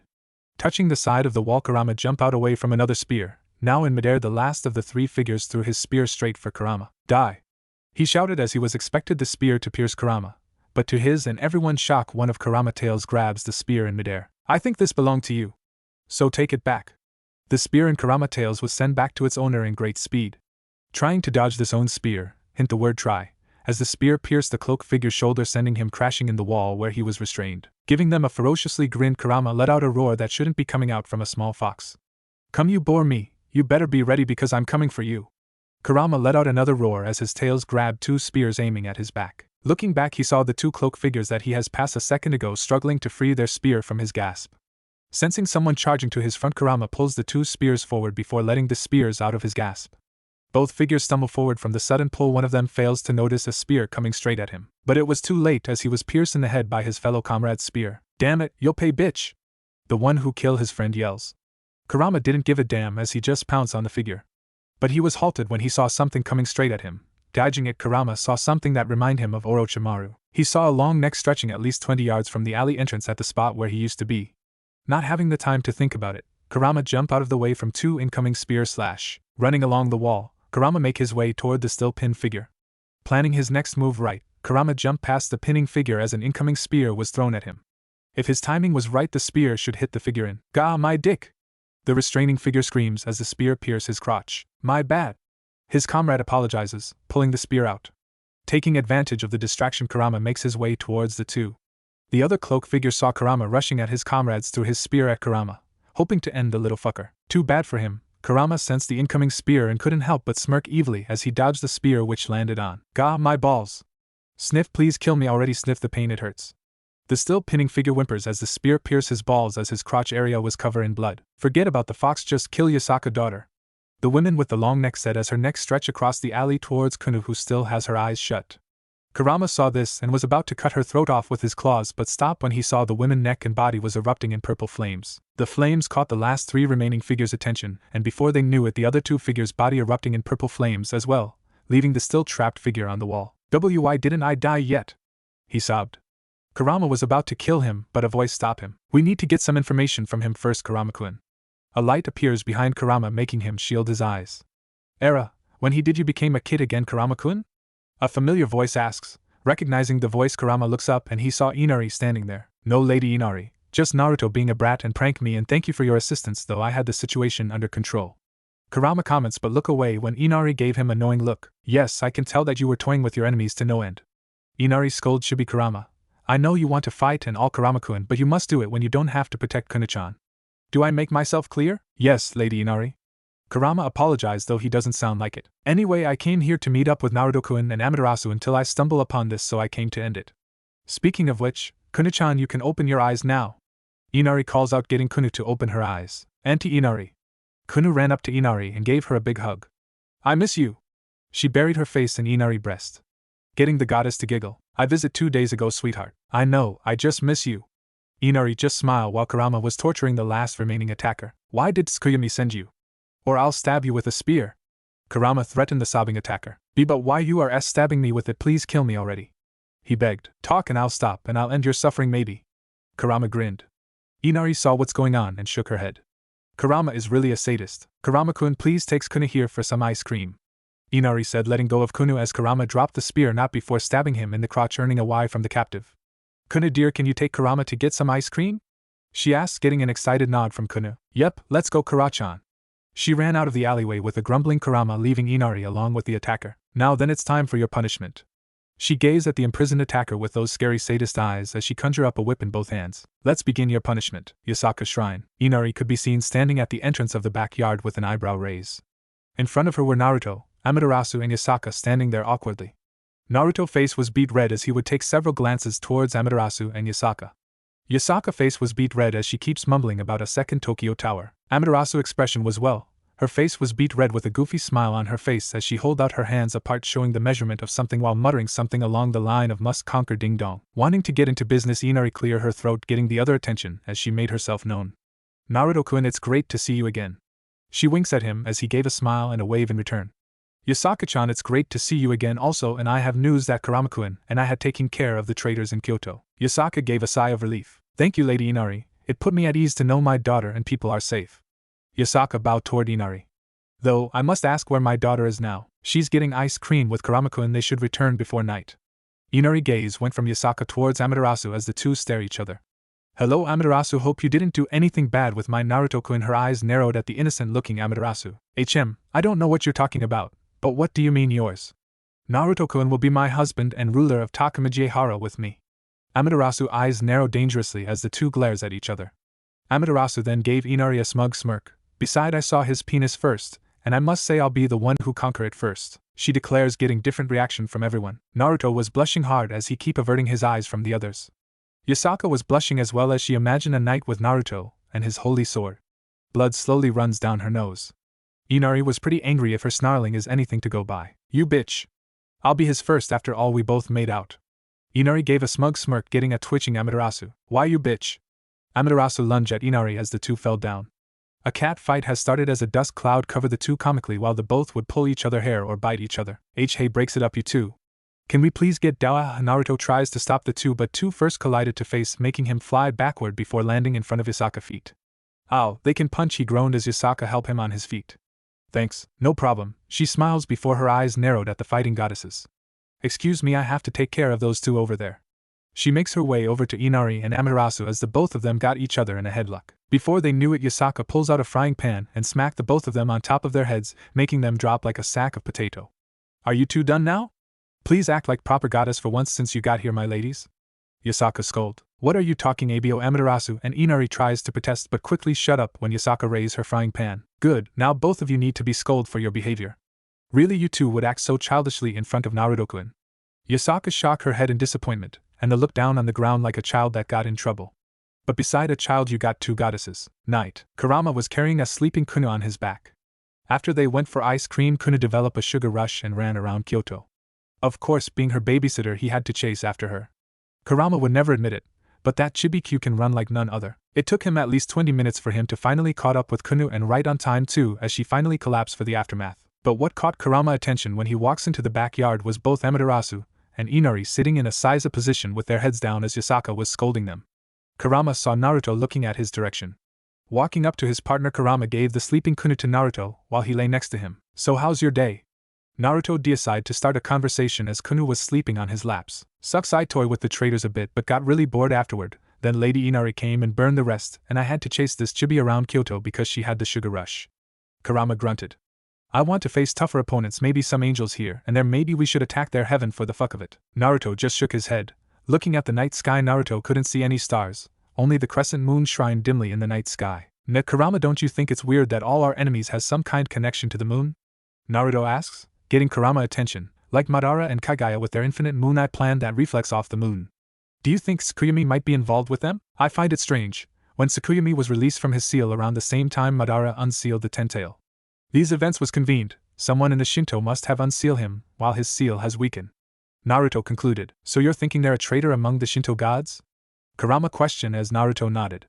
"It could be possible, but who would have done it, and without being caught in the progress? I don't know, but I want to find out before it's too late." "Agree, but we mustn't tell Amaterasu or anyone else about this. We don't want Takamijihara to be in an uproar."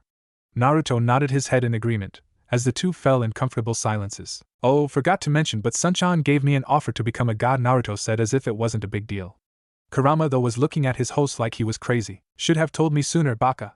Chibi Kurama punches Naruto across the face. The outskirt of Kyoto. In the outskirt of Kyoto, a black cat could be seen staring out at Kyoto on top of a cliff. One would think it's a normal cat, but how wrong are they? The cat seems to focusing on finding the energy she had felt this afternoon. While taking a walk around the city, Kuroka felt enormous amount of chakra from the east of her location. While sensing the chakra, she couldn't help but feel attracted to the chakra. To her, the chakra was a lot heavier than any other chakra she had felt, and the warmth and power of the chakra seemed to calling out to her. Wanting to find source of the chakra, she dashed off to its location, which lead her here. "I found it, Naya. Puits has to be Kyoto too. All well, I'm still coming to get you, Naya." The Nikomata jumps off the cliff and onto the sea of trees heading for Kyoto. "Let's see who you are, Naya." Naruto and others. Naruto and Kurama could feel the tension in the air as both goddesses was staring at them. After being scolded by Yasaka, the three of them made their way to Naruto and Kurama. Asking what happened to Kunu, Kurama explained that she had a sugar rush, and Yasaka just sighed before thanking Kurama and bringing Kunu to her room, before telling them to be ready for dinner. After she left, Amaterasu wanted to discuss something considering Naruto. "Naruto-kun, when I mentioned you becoming a god, I might have forgot to mention something as well," Amaterasu nervously said. "You see, even though we Shinto's approval of your godlyhood, but by the ancient law being placed by my father Izanagi, for you to become a god you must pass the trials from us." "Trials? There a trial on becoming a god?" Naruto asks. He glances at Inari, who nodded at him. "Yes, we Shintos are strict on who's be joining among us Shintos, so Izanagi-sama made a law. If we Shintos would ever turn a mortal into a deity, we would have them pass the trial we give them to see if they're worthy enough." Inari explained, as bright light shine on Naruto's neck as he saw a necklace with 6 dull-color magatama. "These 6 magatama on your necklace, Naruto-kun, will light up when you complete a trial." Amaterasu explained as Naruto looked over his necklace. "Since there are 6 magatama, there will be 6 trials you must complete." "What kind of trials are there?" Kurama questioned. "The trials are different, ranging from errand to solving a mystery or even training. It's up to the gods that gave it to you, really."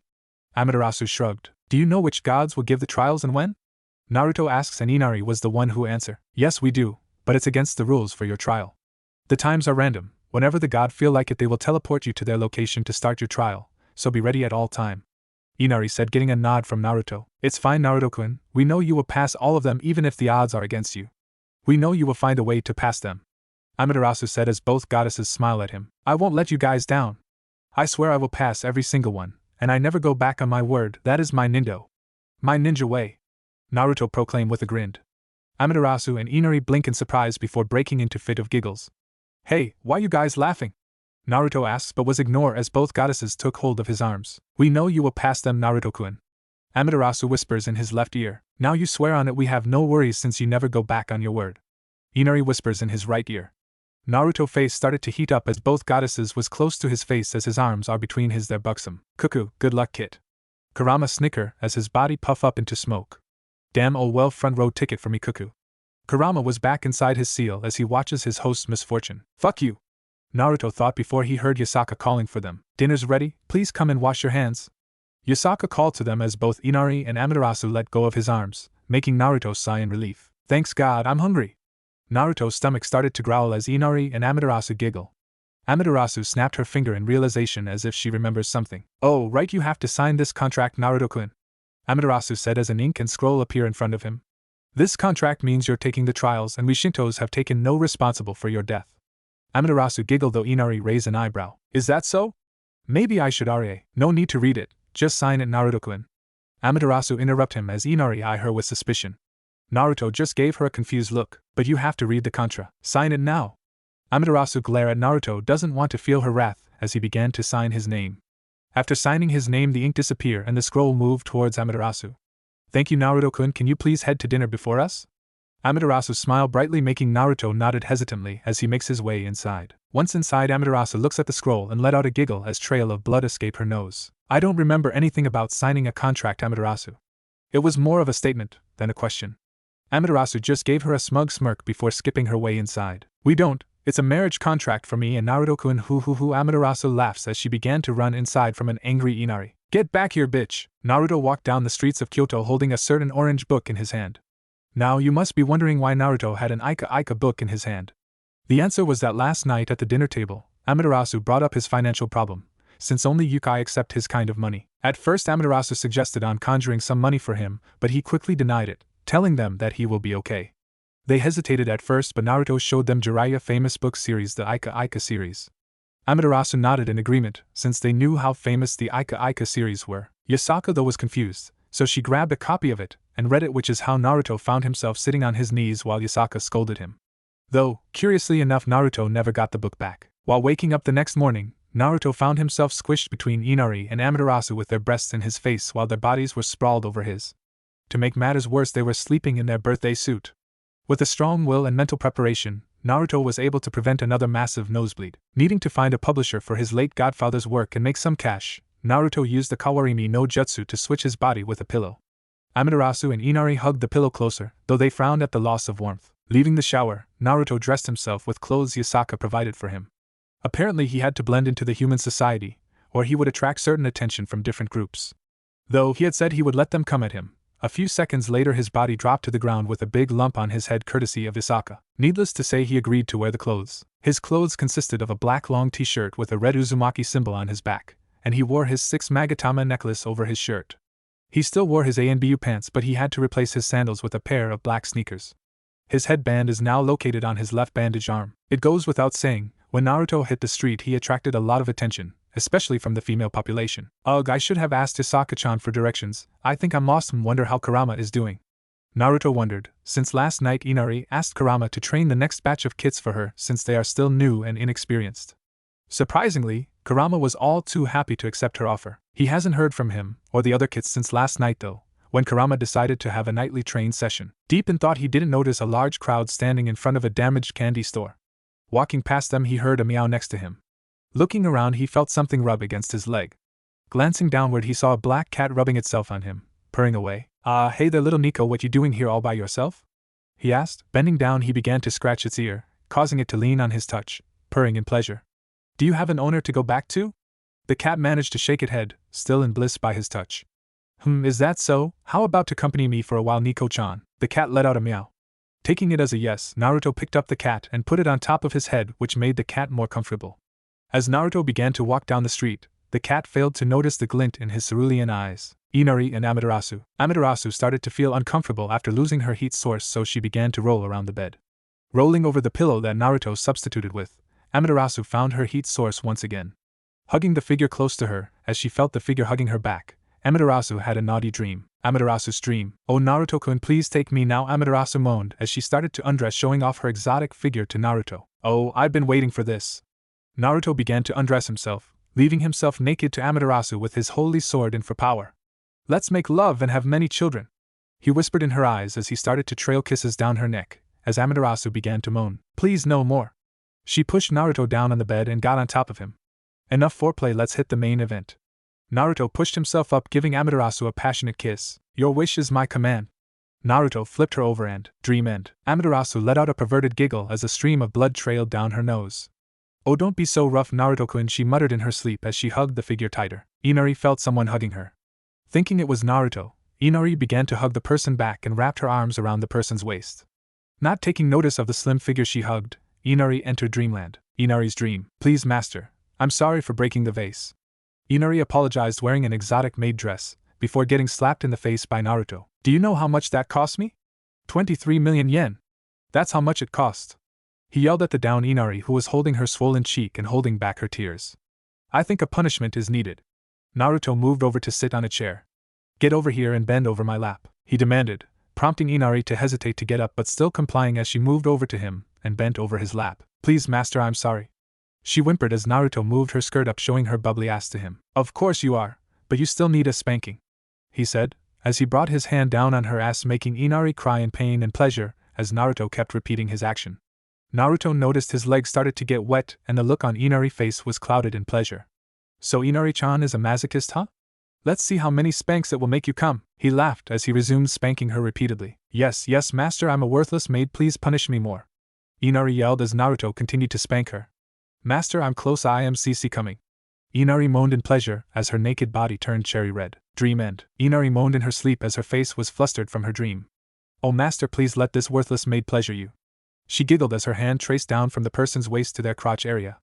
"I'll give you a happy ending, master," Inari giggled as she reached for her prize, but her face quickly showed confusion. She expected to grab his holy sword, but she found nothing but flat skin. Frowning, she started exploring around the area before she found a hole. Not thinking straight, she put a finger inside as she felt something wet and soft. "Oh," Amaterasu moaned in her sleep. Not hearing this, Inari decided to add another finger. "Oh Naruto-kun, please be gentle," Amaterasu muttered as both her and Inari's eyes started to open. They both blinked at each other, as their eyes trailed down to where Inari has her finger inside Amaterasu.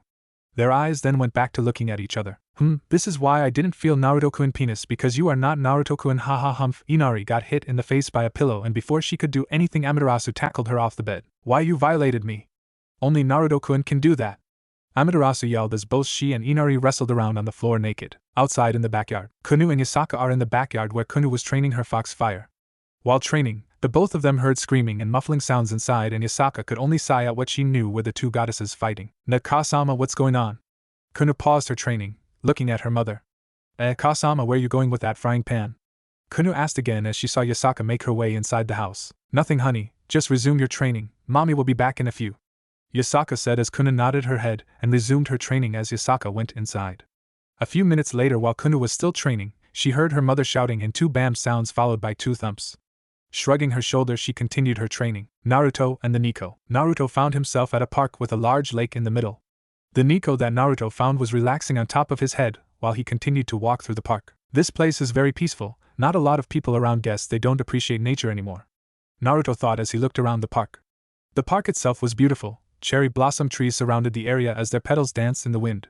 Plants and flowers blossomed in late spring. To Naruto, the park itself was a sanctuary to him, and he could feel at peace here more than anywhere else in the world. A growling sound caught his attention as he looked up at the black cat on his head. "You hungry, Nico-chan?" He chuckled as the cat blushed. "Can a cat even blush?"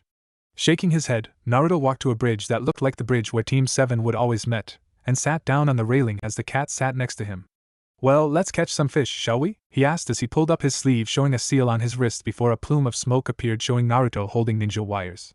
Standing up, Naruto jumped to the nearest tree and broke a piece of branch off as he made his way back to the spot. Tightening the wires around the branch to make a fishing pole, Naruto grinned at himself. "They're all done, now all we need is bait for the fish." Naruto grinned, as the cat meowed and tilted its head when Naruto looked at it. 2 minutes later, the black Nico found herself hanging over the lake as ninja wires wrapped around her as Naruto used her as bait. "Naya?" The Nico meowed as she still dangled over the lake. "Sorry, they're no bait anyway, so I have to use you, Nico-chan, or should I say Devil Nico-chan?" Naruto said as he found his ninja wire cut as the black Nico jumped onto the bridge railing where he was sitting on. "How long did you know Naya?" the black Nico asked, as Naruto stared at her before giving her a shrug. "I can sense you, you have energy of a devil, but I also sense senjutsu from you. So you must be a Nikomata or formerly one until you turned into a devil, right, Nico-chan?"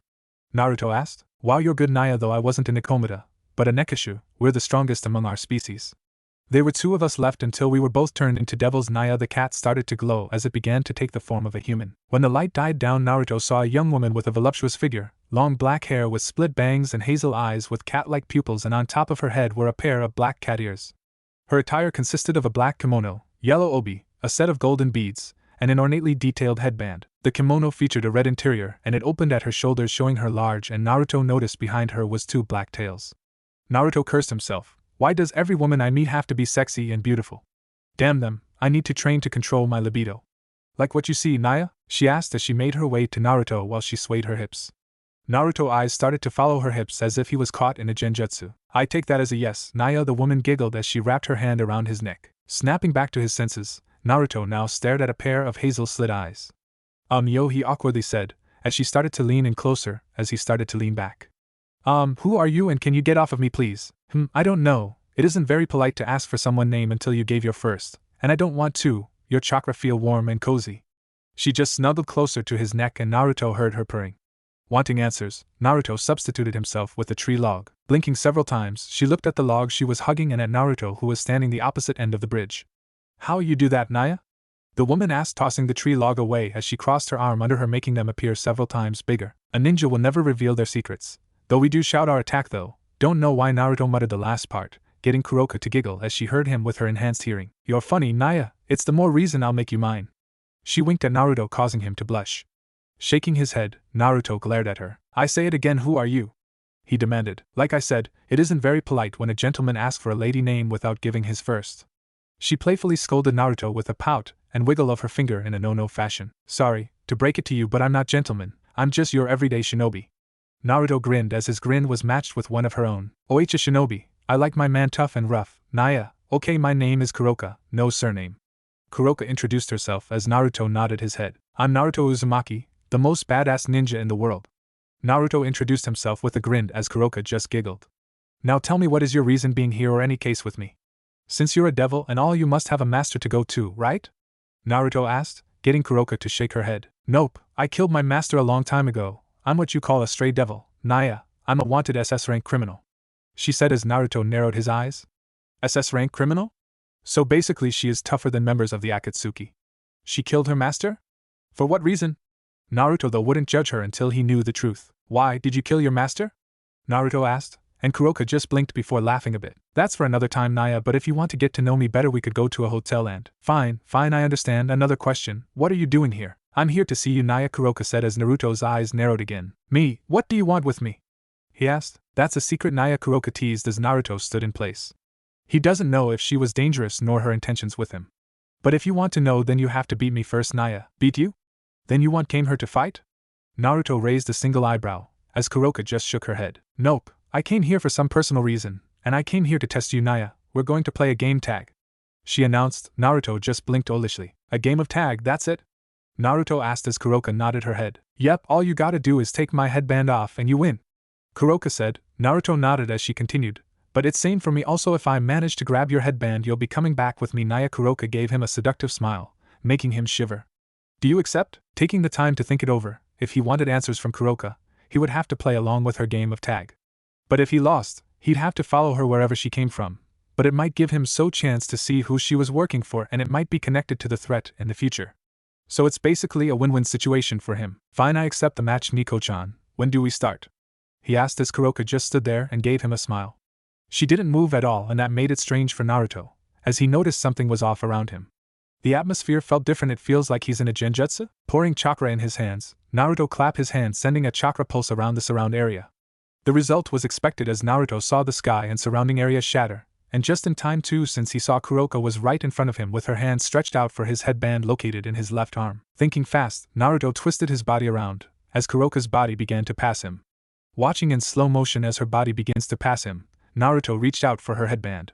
He was a mere inch away from the headband and was closing in, but to his surprise he saw her bend her body forward in an instant with her hands on the ground. Twisting her body, Kuroka sent a spinning kick to Naruto's chest. Seeing the attack coming, he was prepared to block it, but he widened his eyes when he sensed her using senjutsu. But what caught him off guard was that since she was upside down, gravity started to kick in as her kimono fell down, showing Naruto that she wasn't wearing any panties. His eyes bugged out comically as he stared at her shaved pussy, and failed to notice her foot connecting to his chest, sending him through the trees while shattering them in progress. Standing back up, Kuroka looked at the direction where she kicked Naruto in. Are you alive, Naya? She yelled at Naruto, waiting for a bit. She didn't get a reply. She could sense his aura behind the trails of broken trees, so she knew he's still alive. But her eyes widened when she sensed Naruto's aura change and a new energy enter his body. Licking her lips lustfully, she turned when heard footsteps coming from the direction she kicked Naruto in. As the footsteps came louder, Kuroka could see Naruto making his way out of the woods, but she noticed his appearance had changed as his eyes now have yellow toad-like irises with orange pigmentation around his eyes.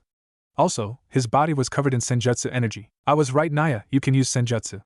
Her smile widened as how powerful he felt. She could tell he had mastered senjutsu. Taking a closer look at him, she could see a trail of blood from his nose. Did looking at my pussy make Whisker-kun happy? She grinned as Naruto automatically wiped the blood from his nose. No, you kicked me in the nose and it started to bleed, he lied quickly, but Kuroka's grin never left her face. Feeling self-conscious, Naruto quickly added, I'm really telling the truth, you see, while you kicked my nose I was sent flying back and my face got smacked by the trees and all. Are you listening to me? I'm really telling the truth here, he shouted as his face starting to heat up.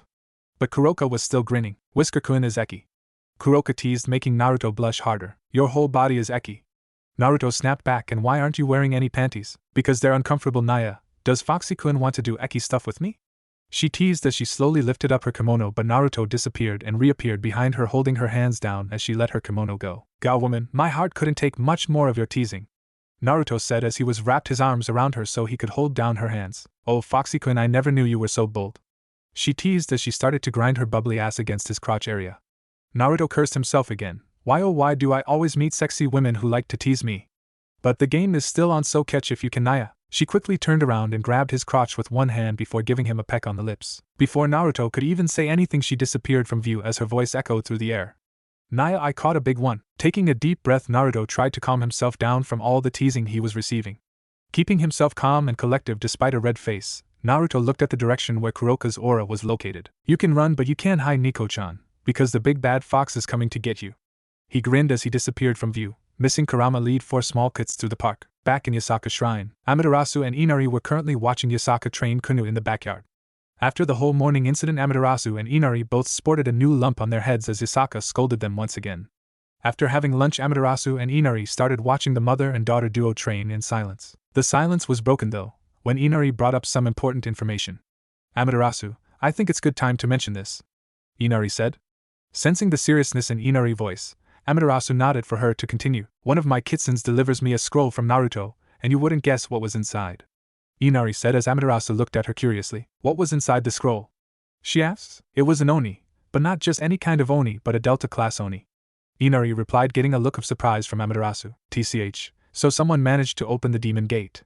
Amaterasu scowled. Yes, though they managed to open just a crack. If they were to manage to open the gate fully, then we would be dealing with some Omega-class onis.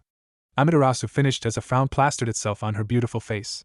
Who could have managed to break the hundreds of seal I had placed over the gate? While interrogating with the silver oni called Jintoki, we managed to find out he's working for Tsukuyumi. Inari scowled as Amaterasu broke the cup of tea in her hand. So that brother of mine managed to gain more power while he was sealed. TCH, these make things more difficult for Naruto-kun. Amaterasu was deep in thought on what to do in this situation. If Tsukuyumi manages to obtain an army of onis between Delta class and a Grunt class oni, then we should be fine. But if we let the demon gate open any further, I fear this world will have another war in its hand, Amaterasu said as she closed her eyes, thinking of a way to solve the problem. We will ask some Sohei, warrior monk, with some Miko to seal the gate. I have to appoint a god to lead the operation to oversee the situation, Amaterasu stated. I agree, but the problem is the gate is located in the depth of hell near Tartarus. The trip will be difficult, and mostly likely Tsukuyumi will have the place guarded, Inari said as Amaterasu was deep in thought. You're right. If anything, we have asked the devils to aid us. Since the devils only some rent for a while now, I think it's time to collect it. Amaterasu smirked. I see. I think Naruto-kun also has the devil support, so the journey to the demon gate should be smooth. But knowing my brother, he will have a backup plan or some way to stall us. He's also a sly one, Amaterasu muttered as a light appeared behind Amaterasu, showing a Miko bowing to Amaterasu and Inari. Lady Amaterasu, here are the records of event that has taken place in Japan with your absence. The Miko gave Amaterasu a notebook of event that has taken place in Japan. Thank you, Kei-chan. Please return to your post. Amaterasu smiled as the Miko bowed her head, bidding the two goddesses a farewell before vanishing. Now then, let's see what happened in Japan from my absence, she said as she flipped through the book. A few minutes went by as Amaterasu closed the book with a blank look on her face, getting Inari to raise an eyebrow. What the matter, Amaterasu? Inari asked as Amaterasu just slid the book to her. Flipping through the book, Inari's face went from surprise to anger quickly. It seems the church has used our territory to take an orphan to be part of their Holy Sword project, which ended in a failure as the kids were killed, Amaterasu said with disgust in her voice. I want to know why Michael didn't or the other Archangel didn't do anything about it, also letting the project in our territory. Also, the devils massacred the rest of Nicomedes species in our absence as well. I think it's time for us hold a meeting between the three biblical fraction and end this little conflict once and for all. Amaterasu said as Inari nodded her head. Naruto and Kuroka. Naruto and Kuroka could be seen jumping through the roof around Kyoto chasing each other. It's been an entire day since their game of tag has begun and Kuroka is starting to feel exhausted. Is Nico-chan getting tired already? That's a shame because I'm not winded at all. Naruto teased as the two of them landed on top of Kyoto Tower. You have large amount of stamina, Naya. It will be good use when we will be in bed mating. Despite her tiredness, she was able to tease Naruto while making him blush. Anywhere, this is the end of the line. Please calm. Naruto was interrupted when Kuroka rushed toward Naruto. Kicking Naruto in the chest, making him skid back, she appeared behind him and aimed for his headband on his arm. She reached for his headband but saw his body goes up in smoke, showing a log in his place.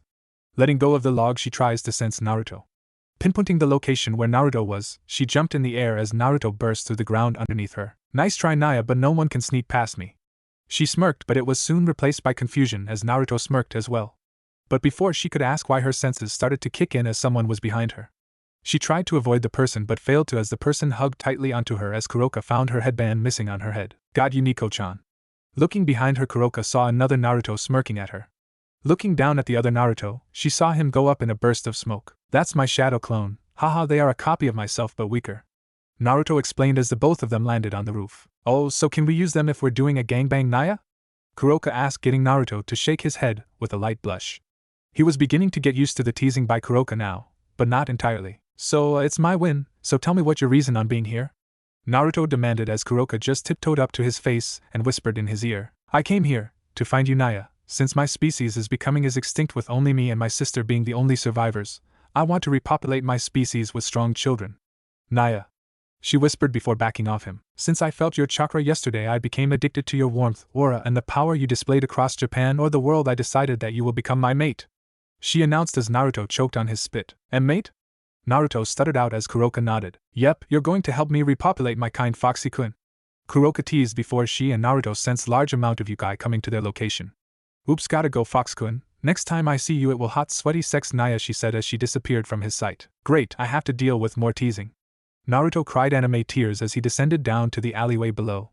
Walking out and blending with the people on the street, Naruto once again began his journey on finding a publisher. Later that night, in Yasaka's shrine, Naruto began to make his way to the backyard where he sensed Amaterasu, Inari, Kurama, Yasaka, and Kunu were located. After searching for a publisher for about 1 hour, Naruto swallowed his male pride and asked for directions. To his surprise and annoyance, the publisher was behind him all this time. After showing the Ika Ika series and making the deal, Naruto made his way back to Yasaka's shrine. He could help but smile a bit when he remembered the game of tag he and Kuroka played for most of the day. That was probably the first time he ever played tag with someone since no one wanted to be around him in his childhood. Walking in the backyard, Naruto could feel the tension in the atmosphere as he took a glance at the group. He could see Inari, Amaterasu, and Yasaka each sporting a serious look on their faces. Kunu was confused since she was still a child, and Kurama, well, he has a shit-eating grin on his face. Yo, what's going on? He asked as he made way to the group. It's good to see you, Naruto-kun. Hope you had no trouble finding the publisher. Yasaka said as Naruto awkwardly laughed. Why, yeah, it was rather easy, so I decided to take a stroll through the park, he said, leaving out the part where he played tag with a wanted criminal. That's good to hear, Naruto-kun, but I got a mission for you, Amaterasu said as Naruto's eyes lit up. Sweet, what is it? Naruto asked, not noticing as Kurama's grin grew larger and larger. You're going to be hunting down a certain fallen angel. Standing on top of the abandoned church were two figures overseeing the city of Kyoto, a full moon shining bright behind them. The light of the moon revealed Naruto standing on top of the church with Chibi Kurama resting on his shoulder. It had been a day and a half since Amaterasu had given him the mission to hunt a certain fallen angel with the additional option to kill or capture an ex-archbishop. Sighing a bit, Naruto was currently behind schedule since he should have arrived in Kyoto this morning, but since he wanted to travel there by foot, with him lacking the ability to read a map right, it took him all day to arrive here. Luckily Kurama had been sleeping all day, or he would never have heard the last of it. I'm surprised it didn't take us 3 days to get here. You're getting better, idiot, Kukuku. Damn, he knows. It's not my fault. It's a new world and I'm not familiar with the terrain here. Naruto pouted, as Kurama just rolled his eyes as he stared out to Kyoto. You know the objective of your mission? Kurama said seriously. Naruto just nodded his head as he pulled out 2 pictures.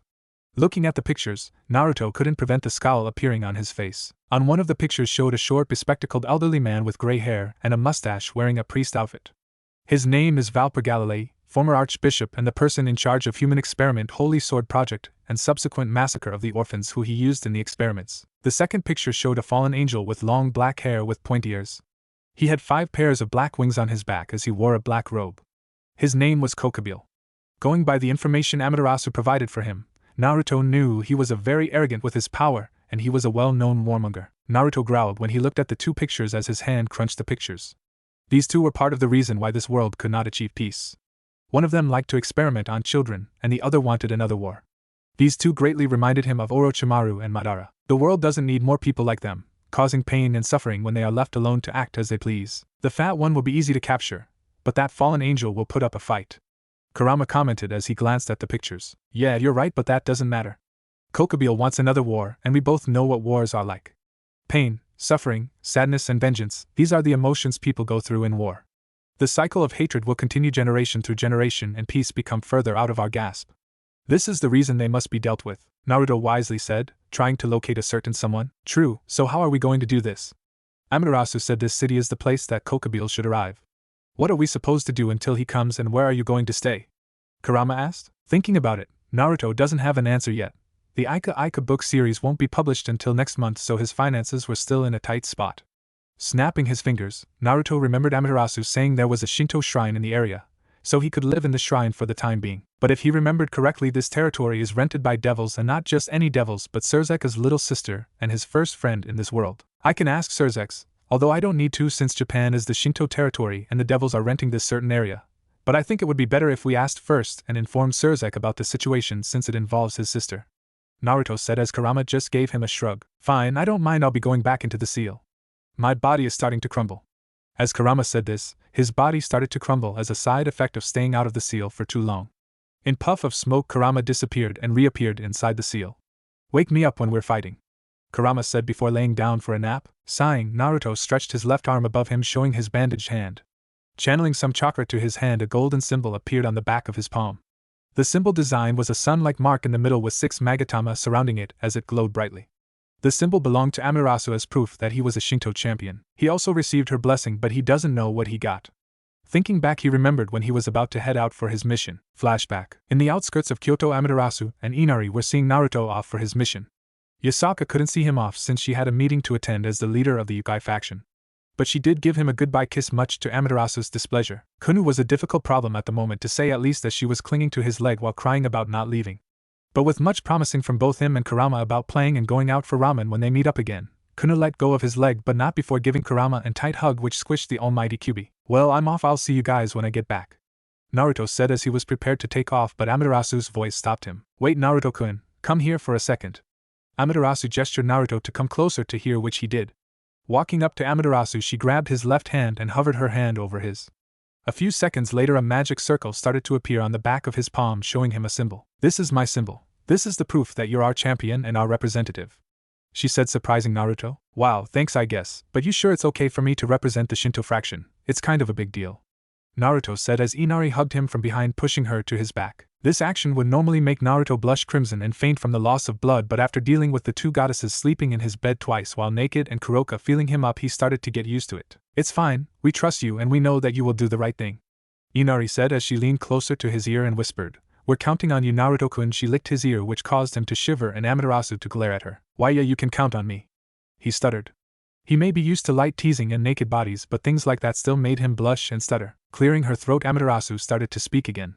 Anyway, Inari and I won't stay Kyoto any longer since we are needed in Takamijihara and prepare an operation against Tsukimi.